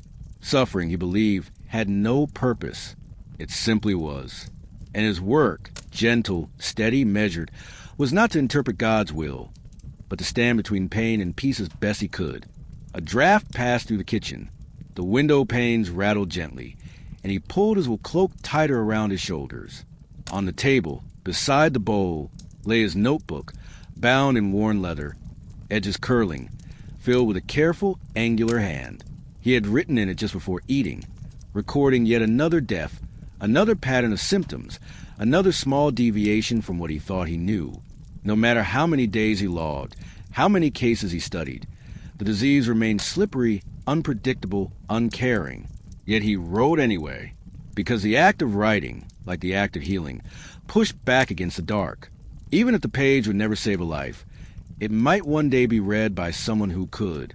And so, between bites, he took the notebook again and flipped to the page he had marked earlier with a dried lavender sprig. The smell, faint but pleasant, curled in the cold air. He began writing in silence. Case 52, woman, approximately 40 years. Onset of symptoms: fever, dry cough, labored breath, slight discoloration at fingertips. Administered infusion of horehound and elecampane. Applied cloth compresses with camphor. Symptoms worsened at night. Patient reports tightness in chest. Coughing blood by morning. Prognosis guarded. He paused. The ink pooled faintly at the edge of the letters, soaking into the grain of the page. He stared out the window a moment. A crow sat on a bare branch across the alley, watching him, unmoving. Beneath it, 2 street children chased one another without sound, shadows of play in a joyless world. The physician returned to the page. Note: patient reports dreams of water, submersion, drowning, possibly fever delirium. Inquired gently. Advised light diet and complete rest. Family instructed to burn bed linens. Will return at dusk. He closed the notebook and rested his hand on the cover. A breath escaped his lips, longer than a sigh but shorter than a prayer. He had always believed the body spoke in riddles, and medicine was the process of translating it. But this plague refused to speak clearly. It changed, cloaked itself, behaved kindly toward one man and cruelly toward the next. It had no memory, no face. And that, more than anything, made it hard to fight. He stood at last, bones creaking like old wood, The stew was finished, the bowl emptied, the bread reduced to crumbs. He cleaned his spoon slowly, rinsing it with water steeped in juniper berries, half for flavor, half for purification. He dried it on a square of clean linen and placed it carefully back on the shelf.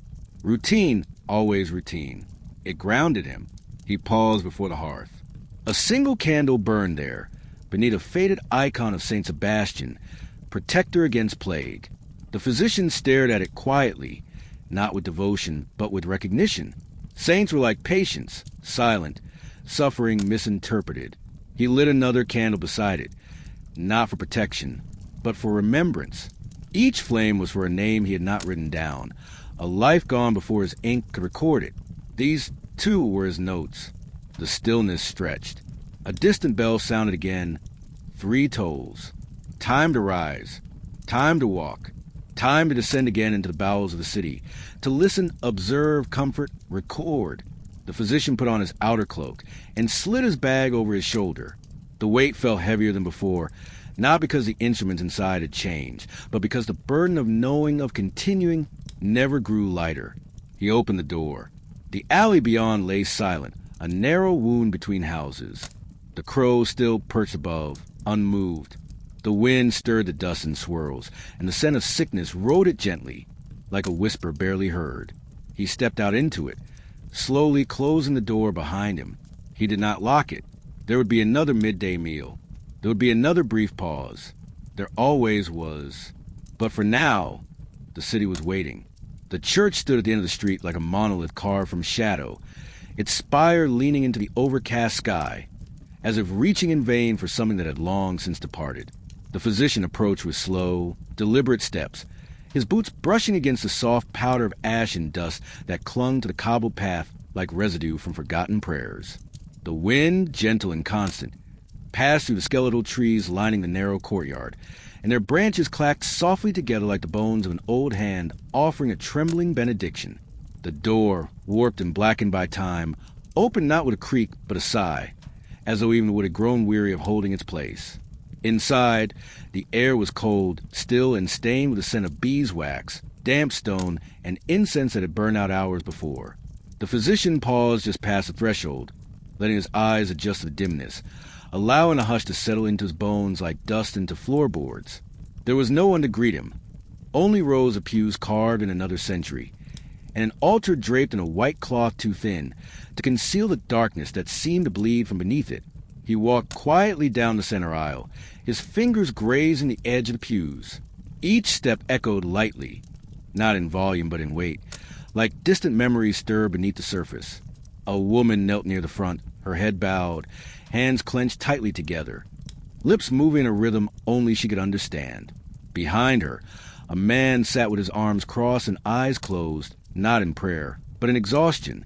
And somewhere in the back corner, a child coughed, dry and persistent, followed by a rustling sound as someone pressed a cloth to the child's mouth in shame or silence. The physician didn't interrupt them. He moved instead toward the left transept, where the wall was lined with narrow candles, each trembling with pale flame. Their flickering light cast soft shadows that danced across the stone faces of the saints, eyes hollow and unblinking, gazing down with expressions that had long since faded into ambiguity. Sorrow, patience, grace, whatever emotion they once bore had been worn smooth by the centuries, leaving only the shape of watchfulness. He knelt, not out of devotion but habit. It was the only place in the city where no one expected him to speak. Here, even silence was allowed to remain intact. His knees pressed into the cold stone floor, and for a while, he simply existed in stillness, his hands resting palm down on the wood of the prie-dieu. He did not fold them. He did not pray. Instead, he breathed, deep, measured, slow, as though exhaling could untangle the threads that tightened in his chest. Behind him, a low murmur began. The priest had entered.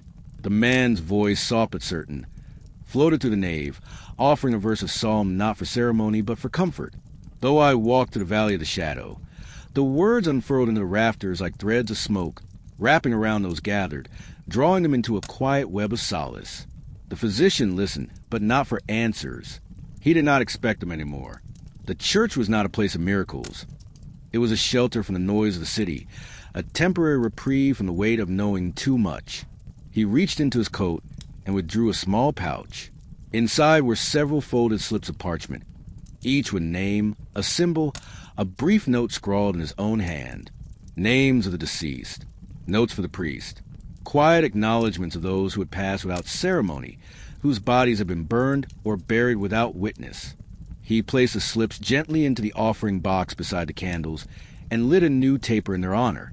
Its flame joined the others, indistinct yet singular, a tiny gesture against the vastness of loss. The priest approached after a time, recognizing him with a nod rather than words. They had spoken before, of course, discussed symptoms, shared stories, speculated in hushed tones about divine punishment or natural decay. But today neither spoke. There was nothing new to say, and perhaps that, too, was a kind of understanding. The priest placed a hand lightly on the physician's shoulder, a gesture not of comfort, but solidarity. Then he moved on, his robes whispering against the stone. Rising slowly, the physician let his gaze travel once more across the nave. There were frescoes on the high walls, faded and peeling, once brilliant with saints and angels and trials. Now they were little more than ghosts of pigment, their features eroded by damp and time. Even here, where the sacred was meant to endure, the world reclaimed everything eventually. He made his way to a side chapel, one dedicated to St. Roch, a patron often called upon in times of plague. The statue stood in a niche, dog at his side, hand raised in a half-blessing, half-warning. A few wilted flowers lay at his feet, left by some other hopeful hand. The physician stared at the figure for a long time. What comfort could be found in carved stone? Perhaps none. But still, the ritual mattered, not because it changed the outcome, but because it allowed the living to move through the aftermath. He reached into his coat once more and removed a folded scrap of linen, a handkerchief belonging to a woman who had passed days ago, now washed, dried, and carried with quiet reverence. Her family had left no other memento. He laid it at the saint's feet and bowed his head, not in prayer, but in recognition. Another life, another loss, another day. Outside, the light was beginning to fade. The sky had dimmed to a deeper gray, and the first stirrings of evening had begun to rustle the edges of the city. The bell would toll soon, vespers, but the physician did not stay for it. He turned and walked slowly back down the aisle, past the rows of silent figures, past the flickering candles, past the altar still draped in white. At the door he paused. Behind him, the sound of quiet weeping echoed faintly, swallowed by the stones. Ahead, the city waited, its sickness unabated, its people worn, its streets hungry for footsteps. He stepped out into the cold. It was not often that the physician encountered survival, not in any consistent form. At least, the very idea of it had become a kind of myth, something whispered by desperate mouths in the alleyways and courtyards, always attached to someone unseen, someone else's cousin or neighbor or friend. These stories often unraveled under scrutiny like rotted thread, and most ended in silence before the telling was done. But this patient, had endured, and the physician had seen it with his own eyes. Her name had once been Marion, though no one called her that now. The people on her street referred to her simply as the girl who came back, as though she were a phantom reinserted into the world by mistake.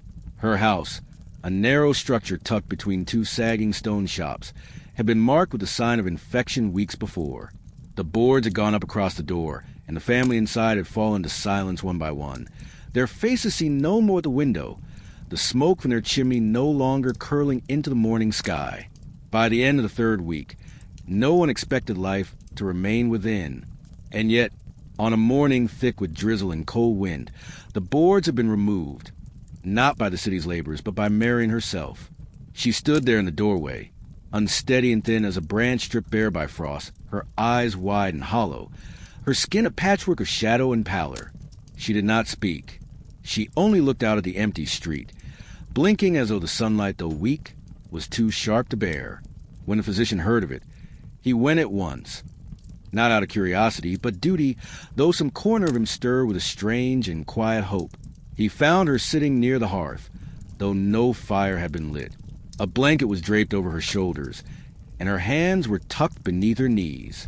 She did not rise when he entered, but her eyes met his clear and present.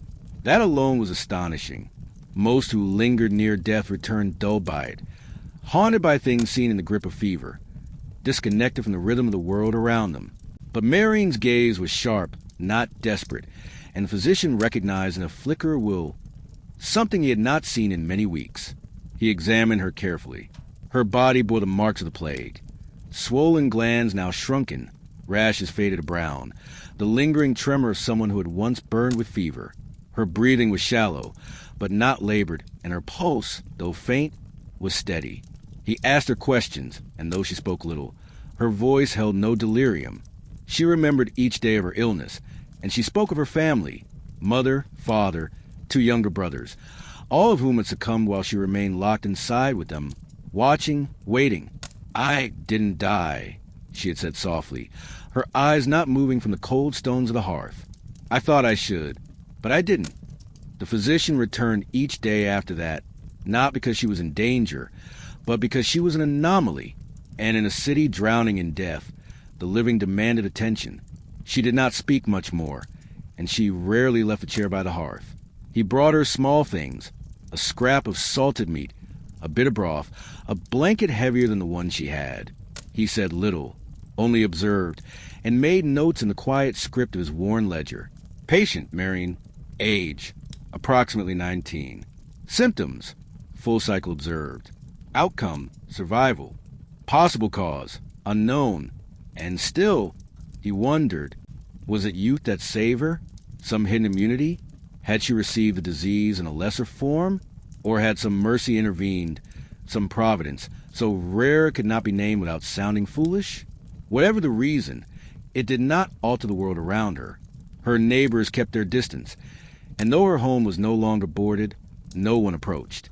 Children whispered about her in the street, drawing invisible circles of protection when they passed. Adults cast quick glances and stepped sideways, as though proximity itself might undo the fragile work of fate. Marian seemed aware of it all, but she did not protest. She sat by her cold hearth, watching the empty doorway, waiting for something that even she could not name. The physician offered her the chance to relocate.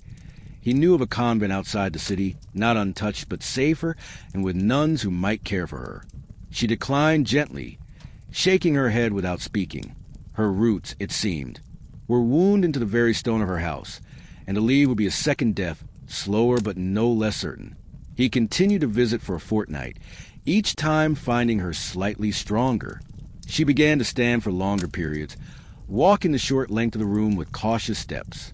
One day, he found her humming softly to herself, a tune without words, something from childhood perhaps, faint and fragile as spider silk.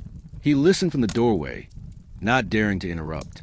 In that moment, the room felt warmer, though the hearth remained dark. On his final visit, she greeted him at the door, hands folded, shoulders no longer hunched beneath the blanket. Her voice was steadier, and she offered him a piece of dried apple from a dish she had found in the pantry.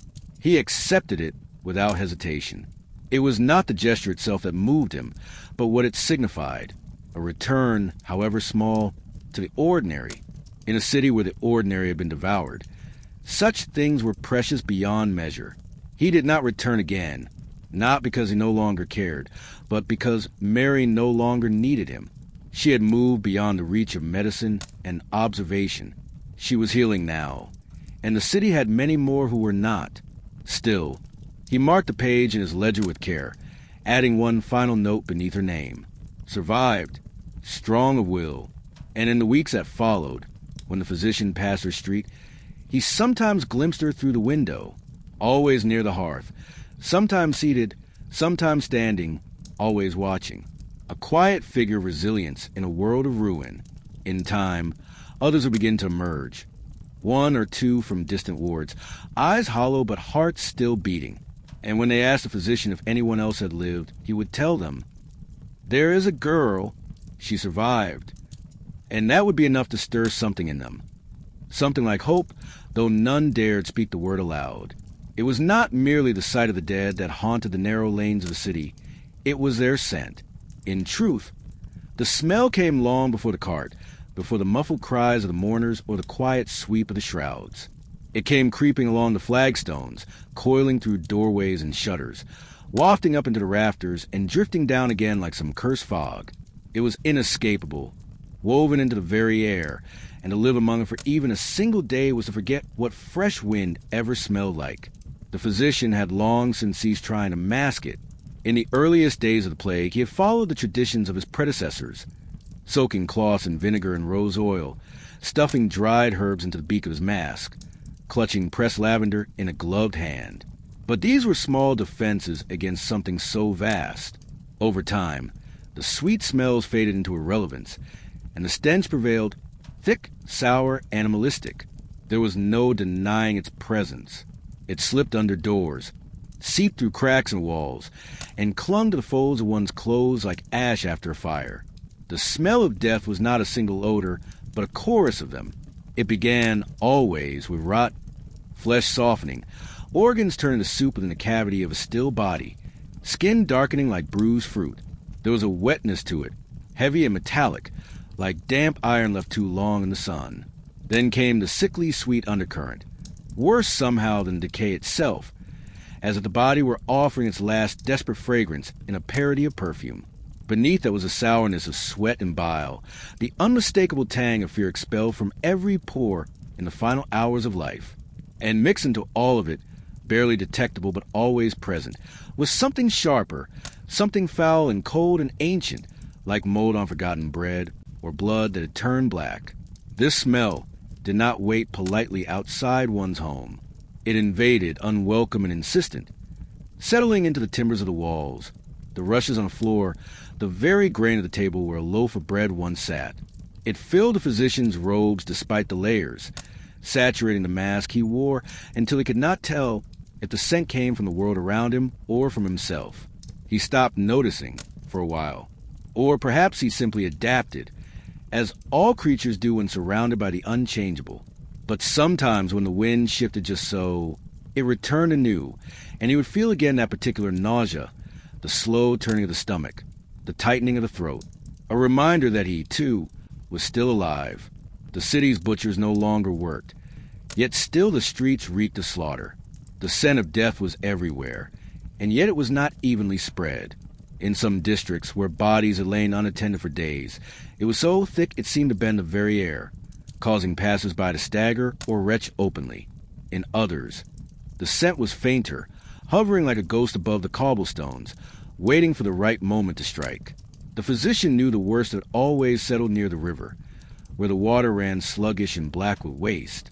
There, the rats moved with impunity, and the cats who once hunted them had long since vanished. He had once asked a fellow physician, a man more accustomed to battlefield wounds and urban plague, how he managed the smell. The man had looked at him with hollow eyes and simply said, "You don't. That was the lesson, really. You could not fight it." The scent of death was not an enemy to be vanquished, but a condition to be endured. It marked the air like smoke from a great fire, and everyone who breathed it carried the story in their lungs. Some tried to blame it for the sickness, and in truth, there was logic in the idea. If the air was foul, they reasoned, then the air was poisoned. And if it was poisoned, then surely it was the poison itself that killed. Physicians debated this constantly. Was it the smell that spread the pestilence, or the pestilence that created the smell? The miasma theory, old as time, found new fervor in the mouths of men desperate to make sense of senselessness. The physician, for his part, believed in neither certainty nor comfort. He believed in observation, and what he observed was this. Where the smell was strongest, the dead were many. There was no escaping it, not truly.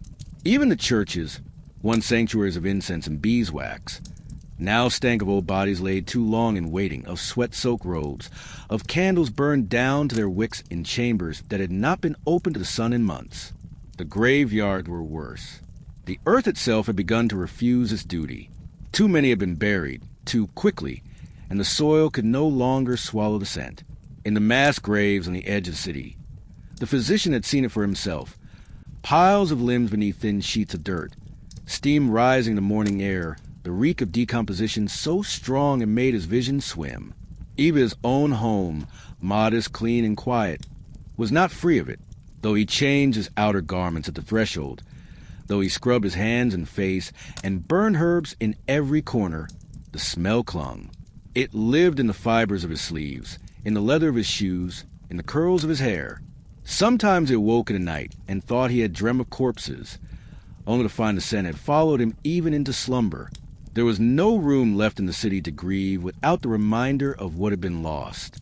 The smell turned every breath into a memorial. It robbed the baker's oven of its warmth, the apothecary's herbs of their comfort, the mother's arms of their peace. No scent of roses now, no honey, no crisp apples or fresh hay, only that thick, bitter perfume that announced, without words, that something had ended here. Still, the physician endured. He had grown used to walking with his mouth covered, not for protection anymore, but as a small mercy to his senses. He would sprinkle vinegar on his gloves, not out of faith, but habit. And sometimes, when the air turned briefly with the sea wind or summer rain fell over rooftops, he would pause, close his eyes, and imagine, just for a breath, that he was somewhere else, somewhere untouched by decay. But the illusion never lasted. For in this city, in this age, the smell of death was not merely a scent. It was a signature of the age. It was a scent of living on borrowed time. The funeral pyre stood at dawn's edge on a low hill just beyond the city gate, its charred timbers blackening the fog horizon like a silent verdict. A handful of gravediggers, men whose faces were lined by sorrow and soot, gathered near the unlit pyre, their tools clinking in their hands as if in ritual chant. No church bells tolled. No hymn rose. There were no mourners. The victim was anonymous, another victim of the plague whose home had emptied too quickly for loved ones to remain. A midwife, yellow-veiled and masked, nodded curtly at the physician as he approached. Her eyes, the only visible part of her face, were pools of resigned weariness. They stood together as the sun's pallid light pushed through the morning haze, illuminating the pyre at last. The body lay wrapped only in a coarse shroud, head bowed, limbs thin, posture broken by disease. There were no flowers, no prayers, no tokens of remembrance, just a tally mark carved into the wood to record yet another death, another soul departed without farewell. This was death made simple, practical, efficient. Too many had died too quickly, and the city had run out of space for ceremony. The physician kept his gaze steady though his heart tightened. He had seen hundreds die in his arms, comforted some, counseled others, and failed more times than he could count. But this goodbye without human presence, cut differently, it stripped death of dignity, leaving behind only ash and absence. He knelt at the edge of the pyre and bowed his head for a moment of silence. Brief, not silent. It lasted what may have been a single breath, or perhaps a single heartbeat. In that moment, he recognized the emptiness echoed in the hillside silence. The world around him held its breath. He exhaled slowly and righted himself, shoulders stiff as if loaded with unseen weight. The grave diggers lit the fire with flint and tinder, their small torches sparking in the early light. The pyre caught quickly. First flickers, then a roaring inhale as the dry would greedily consume the shroud beneath. The flames rose, orange and hungry, and black smoke spiraled upward, swallowed at first by the bleary sky, then drifting west toward the river, as if searching for the souls it carried. The physician lingered until the heat and smoke became too much, until his lungs resisted the texture of the acrid air. And yet he did not turn away too soon. The ritual, such as it was, demanded witness. Even an unadorned death deserved recognition. Even a body unclaimed deserved a farewell. As the grave diggers shoveled more wood onto the flames, he stepped back toward the city gate, pausing once to look back. The pyre glowed, its flame impatient and lonely, the body's ashes already stirring in the early wind. The city behind him, built of stone and life, seemed to shrink in the distance. Within its walls, mothers prayed for children. Merchants mourned not just goods but reputation. Physicians like him walked the streets like ghosts, clutching herbal posies not to ward off plague but to hold on to hope. Inside the city, a scavenger cat slunk through the empty square where peasants once carried sacks of grain. One of the city's dogs, thin and cautious, crept toward a collapsed cart, sniffed at it, and slipped away. The marketplace was silent now, shelves stripped of almost everything, dust gathering and retaking space once filled with humanity. The stench of the plague rode on the wind, But here, near the walls, that scent was tinged with ash. He returned home, each step slow but resolute. Behind him, city bells tolled. An official call to remembrance? Or perhaps marking another silence, another absence? He could not tell. Inside the small ground-floor study that had become both sanctuary and chamber of sorrow, he removed his robe and mask. Hanging them carefully by the door, he allowed himself a moment to exhale. The smell of smoke clung to his clothing, settling into the folds like memory. He retrieved a piece of chalk and stepped outside the doorpost, carving 2 vertical marks. A soul burned, a soul counted. A tally for each known death, each one born alive and then gone. Returning to his desk, he grasped his pen with a near tremble. There were more entries to write, more symptoms, more outcomes, more exceptions to the patterns he thought he understood. But before the details, he wrote 2 words at the top of a fresh page. Funeral without mourners. Beneath them, he drew a line, then began to record the time and place, the minimal details of the victim, and the fact there were no living to bury. Night came softly, the smoke's embers scattered by the wind, leaving behind nothing but dark stones. Across the city, others lit candles, rang bells, prayed silently or alone. Some wrote letters that would never reach their addressees. Some wept behind closed doors. Some watched from windows, listening to the wind's whisper. The physician closed his ledger at last. No grand words written, no flourish of remedy or miracle. Just a record, just a witness. Just fate performed again and again and again. The path to the widow's cottage was barely more than a trail now, narrowed by neglect and overgrowth. Bramble bushes crept in from the sides, clawed at the edges like time itself, seeking to reclaim the narrow way. The physician followed it with deliberate care, his leather boots silent on the damp, mossy earth, a satchel hanging at his side that seemed heavier with each visit. Overhead, the sky was the color of old parchment, sunless but not storming, an in-between kind of day, fitting for the quiet pilgrimage he was undertaking. The cottage stood with the forest thinned just slightly, stone and wood pieced together by old hands, with a roof sagging slightly as though tired of bearing the years. Its single window was shuttered, and its door hung crooked on its hinges. No smoke rose from the chimney today, though it once had. Once, this place had been filled with laughter and children, with chores and bread ovens, with song and silence shared in love. Now, it held only a single occupant, a widow who had not spoken to another soul in 4 days, since the death cart came to take her husband away. The physician approached with a soft knock. Not urgent, not demanding, but firm enough to be heard. No answer came. He waited, eyes scanning the quiet clearing. A few hens scratched at the earth nearby, thin and listless. A wooden bucket sat overturned, its handle broken, as though dropped in a moment of grief and never retrieved. He knocked again, softer this time. A moment passed before the door creaked open, revealing a woman in a faded shawl, her silver hair bound back but untidy, her eyes rimmed red and ringed with exhaustion. She did not speak. She only stepped aside, allowing him to enter. Inside, the air was close and still. The hearth was cold, the ashes untouched. The room bore the weight of silence too deep for words to reach. A chair stood near the fire, a second chair beside it.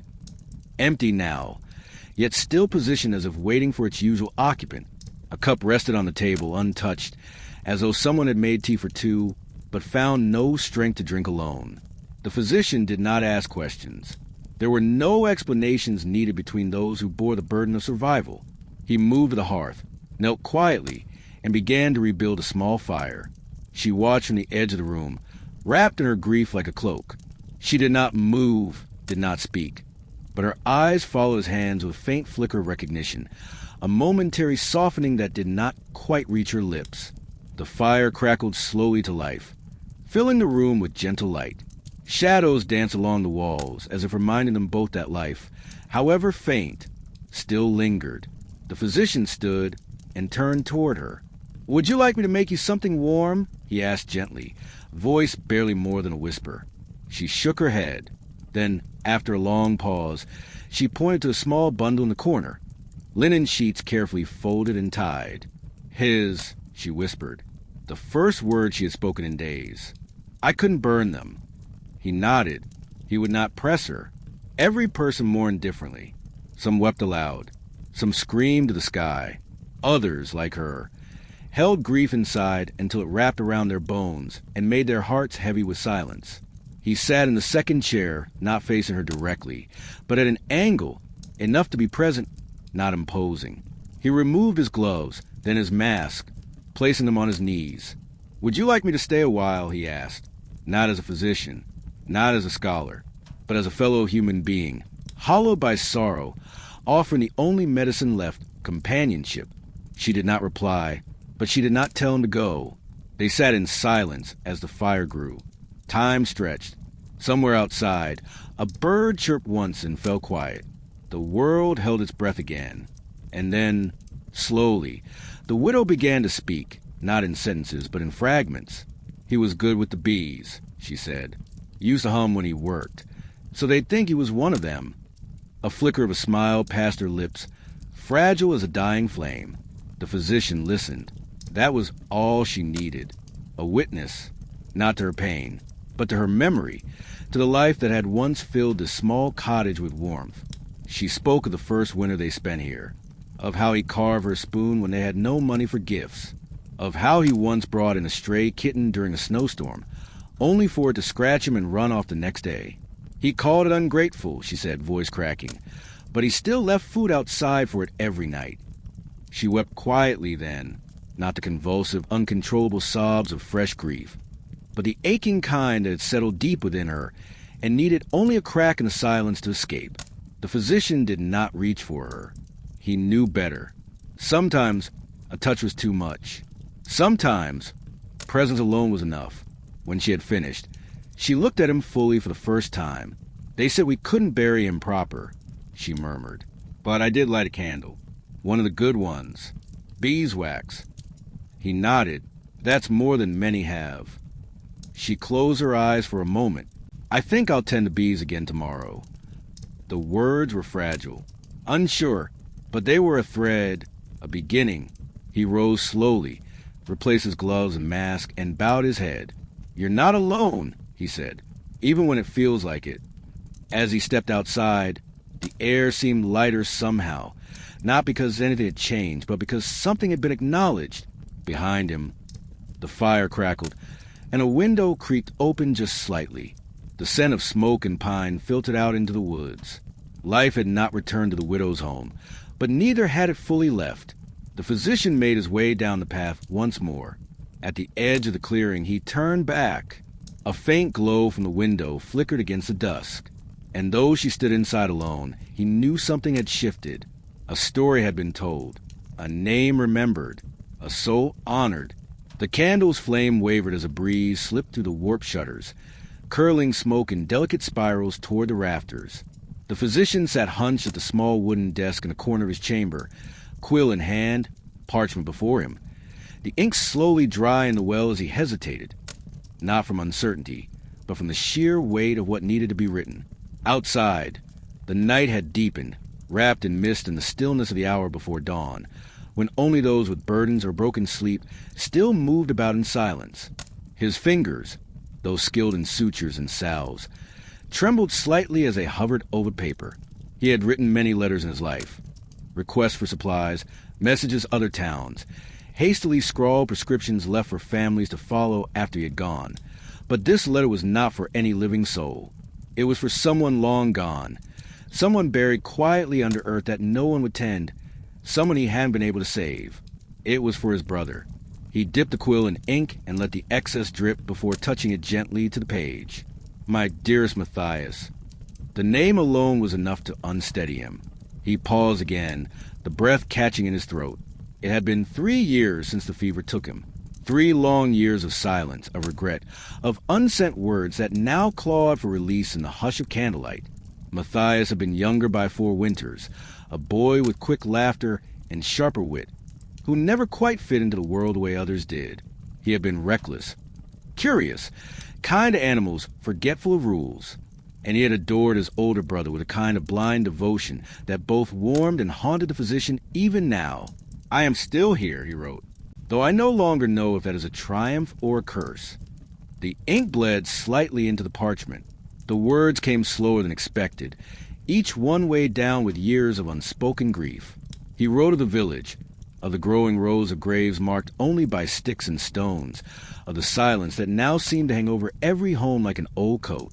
He wrote of the children who no longer played in the square, of the baker's wife who had stopped singing, of the blacksmith who no longer raised his hammer to shape iron, but only to board shut the doors of the dying. And then he wrote of the little things, because that's what Matthias had loved most. The honeybees had returned to the hollow stump near the well, just as he always said they would. The tabby cat that used to follow them on walks had grown fat and lazy, living now with the miller's widow. The river had flooded last spring, bringing with it trout in such numbers that the entire town feasted for a week. You would have laughed, he wrote. You always loved when nature reminded us we were not in control. The candle popped quietly, wax sliding down its length like the hourglass of a dying day. Still he wrote, the page filling slowly, line after line, like drops in a basin that would never overflow. And then his hand stilled again. I'm sorry I wasn't there when you called for me. The words bled deeper than ink. That was the truth of it.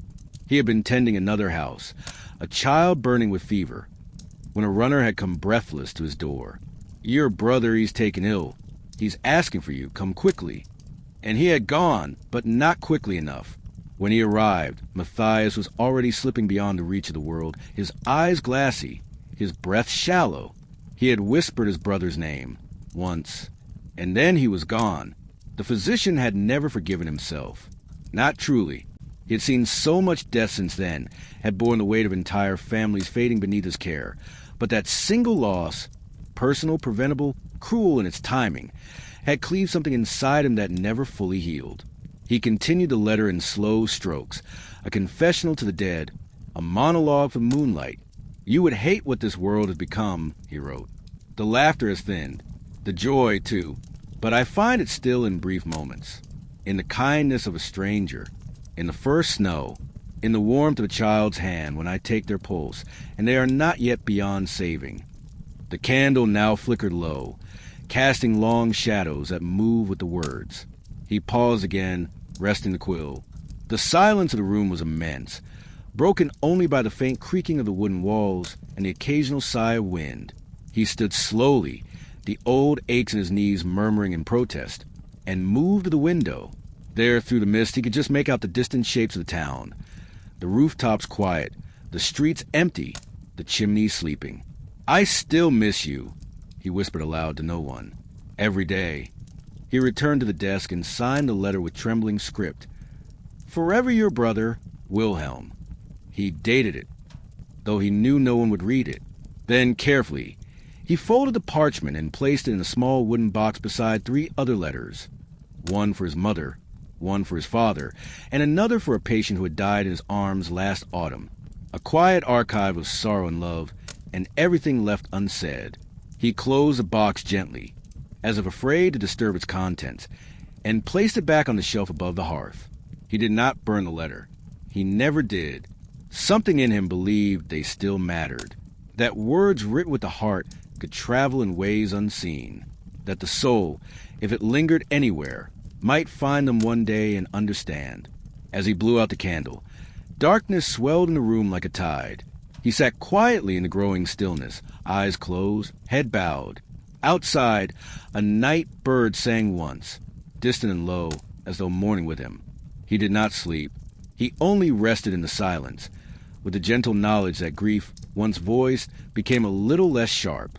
And though Matthias would never read the letter, he had written it anyway, because that's what the living do. They write, they remember, they whisper into the dark, and hope someone, somewhere, hears. The morning broke slowly, not with warmth or light, but with a pale, uncertain hue that filtered weakly through the thinning veil of mist. The village did not stir. The hearts remained cold. The birds, if they still sang, had taken their voices elsewhere. But the physician was awake, seated at the edge of his bed, already dressed, already quiet, already burdened with the knowledge that the day would begin not with life, but with death. There was a knock at the door, a single, low knock, not the frantic thudding of someone in crisis, nor the rhythmic tapping of a messenger. It was soft, Measured. Final. He opened the door to find a young boy, no older than 10, standing on the stoop with bare feet and tearless eyes, holding a thin scrap of linen. "My father's gone," the boy said simply. "Mama said to come get you." The physician nodded. He did not ask where. He knew the house, knew the man. He had been watching the decline for days, wasting from within, pale and cold and coughing so hard his ribs bruised. He had done what he could, but it had been clear the end would come soon. Perhaps that was the cruelest part of his trade. Not the surprise of death, but its dreadful certainty. He collected what he needed without a word. A bowl, some cloth, a small vial of rosemary oil, a length of linen, and the book he never opened but always brought, a small psalter, bound in worn leather, the text nearly unreadable from use. Then he stepped into fog, the boy walking beside him, silent except for the sound of his feet brushing against the cold morning earth. The house stood near the edge of the village, close to the fields where nothing grew anymore. Its shutters were closed, its chimney cold. Inside, the woman sat at the footbed, her hands folded neatly in her lap. Her eyes were red, but her face was dry. She nodded once as the physician entered, and then rose to guide the boy to the next room. Grief, like duty, often needed quiet. The body lay on a straw-stuffed mattress, sunken and still. The man had died with his hands folded across his chest, which was rare, most when fighting or reaching or clutching something unseen in those final moments. But this one had passed gently, it seemed, perhaps in sleep, perhaps in surrender. The physician set down his things and knelt beside the bed. He began with the eyes. It was important they be closed, not for the dead, but for the living. There was something deeply unsettling in the open stare that departed, as though they were watching from beyond, waiting for something the living could never give. He used his fingertips to gently press the lids shut. They stayed. That was a mercy. Then came the cleansing. The water in the bowl was cool, drawn that morning, clear as glass. He dipped a cloth into it, squeezed out the excess, and wiped the man's face with slow, circular motions. Across the forehead, down the cheeks, behind the ears. He moved with reverence, not haste. The body deserved dignity. Even strangers deserve dignity. He washed the arms next, folding back the sleeves, wiping away the residue of illness, the faint smell of sweat and sickness, the stains of labor that still clung to the skin even in death. The fingers were stiff, curled slightly but not clenched. He straightened them gently. They had once built things, held tools, lifted children. They were worthy of gentleness. He anointed the temples with rosemary oil, just a drop, just enough. In older times, he would have used frankincense or myrrh, or laid coins upon the eyes of the ferryman. But that age had passed. Now, a simple scent would suffice. It masked the early hints of decay and gave the room a sense of sanctity. The linens were next, clean, white, and folded with care. He lifted the body as best he could, working in silence, binding the limbs loosely, leaving the face uncovered for a final viewing. His movements were practiced, precise. He had done this more times than he cared to remember. Each body different, but each treated the same, with stillness, with slowness, with solemnity. When he finished, he stepped back, hands resting at his sides. The woman returned, alone. She looked at her husband, now wrapped and resting, and a single tear slipped from her cheek. She crossed herself, bowed her head, whispered a prayer too soft to hear. "Will you carry him?" she asked. He nodded. There was no one else. The physician lifted the body with effort, but not struggle. It was not the weight that burdened him, but the knowledge that each corpse carried a story now ended, a voice silenced, a laugh that would never again echo in the streets. He bore the body out of the home and into morning light, where the mist was thinning and the wind beginning to move again. Others waited near the grave. 2 men with spades, a child holding a bundle of wildflowers, a priest with eyes heavy from too many burials.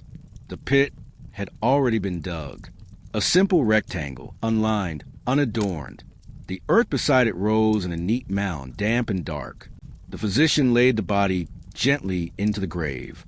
The woman knelt at its edge, placing the flowers on his chest, then kissed the linen near his brow. The priest spoke briefly. A psalm, a blessing. a promise of eternal rest. Then, the dirt began to fall. It was not loud. It was never loud. Just a quiet patter, like rain against canvas. The thud of each shovelful was softened by distance, by sorrow, by the dull rhythm of repetition. When the grave was filled, the two men placed a wooden marker at its head. It bore no name, just a single carved cross, weathered and pale. The villagers dispersed slowly. There was no feast, no gathering, just a return to silence. The physician remained for a moment longer, his eyes fixed not on the grave, but on the horizon. The sky was clearing. The sun, hidden for days, now threatened to break through the clouds. A faint shaft of light touched the fields beyond, and for a brief moment he felt something shift within him. Not joy, not relief, but a strange kind of peace. Perhaps that was enough. He turned and walked back toward the village, the scent of rosemary still clinging to his hands, the memory of the man's face already beginning to blur in his mind. He did not speak. He did not write this one a letter. He did not need to. Some strangers are not remembered by name, but they are buried with care. And sometimes that is the only dignity this world has left to offer. By the time the clock struck the late hour, when the city's heartbeat had long shifted to the soft thrum of distant snoring in empty streets, the physician finally closed his ledger, that heavy-bound witness to countless lives, illnesses, and departures. Exhaustion draped over him like a cloak heavier than any woolen robe he had worn during the day. He stood in the center of his modest chamber, candlelight flickering across shelves of pressed herbs, stitched satchels, and tattered manuscripts. Quiet relics of battles fought in the soft glow of fireplaces and moonlight. He felt the weight of the world settle in his shoulders, tasted bitterness like iron on his tongue. All day, he had walked among the sick and dying, whispering remedies and prayers, offering simple comforts and half-answers. He had carried bodies to the pyre and burial ground, made sure at least one widow felt seen, penned letters no one would read, and prepared a stranger for rest. Tonight, he would sleep, but he could not leave the day behind so easily. It lay within him, like a wound that refused to heal. He removed his outer garments slowly, robe, satchel, mask, placing them reverently by the door. These were tools of the day. Their absence signified reprieve. But rest would not come in their absence alone. There was a knowledge, painful, persistent, that every life he touched was held in fragile balance. For every survivor, there were others. For every comfort offered, there were souls lost. He pressed his hand to his chest, over his heart, feeling its steady thrum. The one thing that still beat for certainty in a world of uncertainty. The candle guttered as he lifted the lid of a small wooden box on his nightstand. The same box where he had placed a letter to his brother and the rest, forgiveness and grief, folded into parchment. He opened it now in the darkness. The letters glowed faintly by starlight, silent confidences holding centuries of meaning, sealed away yet ever present. He traced the edge of the parchment with a fingertip, feeling the texture, the faint scent of ink preserved in linen. Then he closed it, knowing that grief, once acknowledged, would never truly leave, but could become something bearable. He lay on his narrow bed of straw, clean linen covered but without luxury, rolling onto his side, drawing the blanket around him like protection. He stared at the rafters above, where the thatch met the beams, blotched by soot and shaped by time. In the silence, he heard a distant bell toll, perhaps for a soul departed, perhaps for midnight prayer. It was indistinct, but he welcomed it. Small rituals of the living and the dead provided structure in chaos. His mind drifted through the day, the kiss of ash at the funeral, the scent of rosemary in the widow's cottage, the flicker of flame in Marian's eyes, the quiet grace of preparing a stranger for rest. Names and faces merged with roads he trod, rituals he performed, mistakes he made. Sometimes he dreamed of a narrow throat of light, a doorway through which those he could not save might pass. At others, he felt pressed against a tide of corpses, drowning in the stench of mortality. Still, something persisted, the memory of someone surviving. Marian, the widow's first word, the tiny spark of connection born of compassion. These small embers, trapped in the darkness, were fragile, but they glowed with possibility. As his breathing slowed to the hush of sleep's ascent, he spoke a quiet vow, not tomorrow, but when the dawn comes again, I will rise for them. Those who live, those who die, those forgotten. I will remember them, and I will continue. He did not say more. He did not have to. His vow, carried on hush breath, was enough. His eyelids fluttered. The candle spat out its last sputter of smoke before dying. Then all that remained was darkness and the steady pulse beneath his ribs.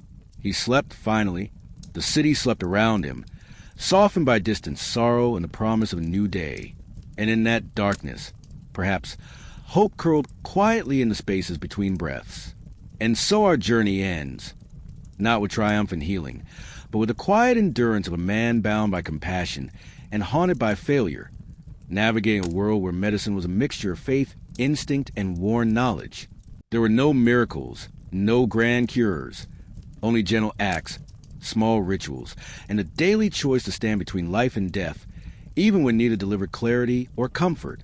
As medieval suns rose and fell, so did our physicians' hope and despair. But through every dark night of plague, every unmarked grave, he refused to let grief extinguish purpose. His worth was not measured in lives saved alone, but in the dignity he restored, the compassion he offered, and the names he whispered into memory. May we, too, learn from his quiet courage, to carry grief gently, to honor life in every fragile moment, and to keep our hearts open, even when the night seems too long. For sometimes, healing is not about triumph. It's about presence. Sleep now. Let the cloak of night ease your breath. And when you awaken, may your heart remain softly lit. Good night.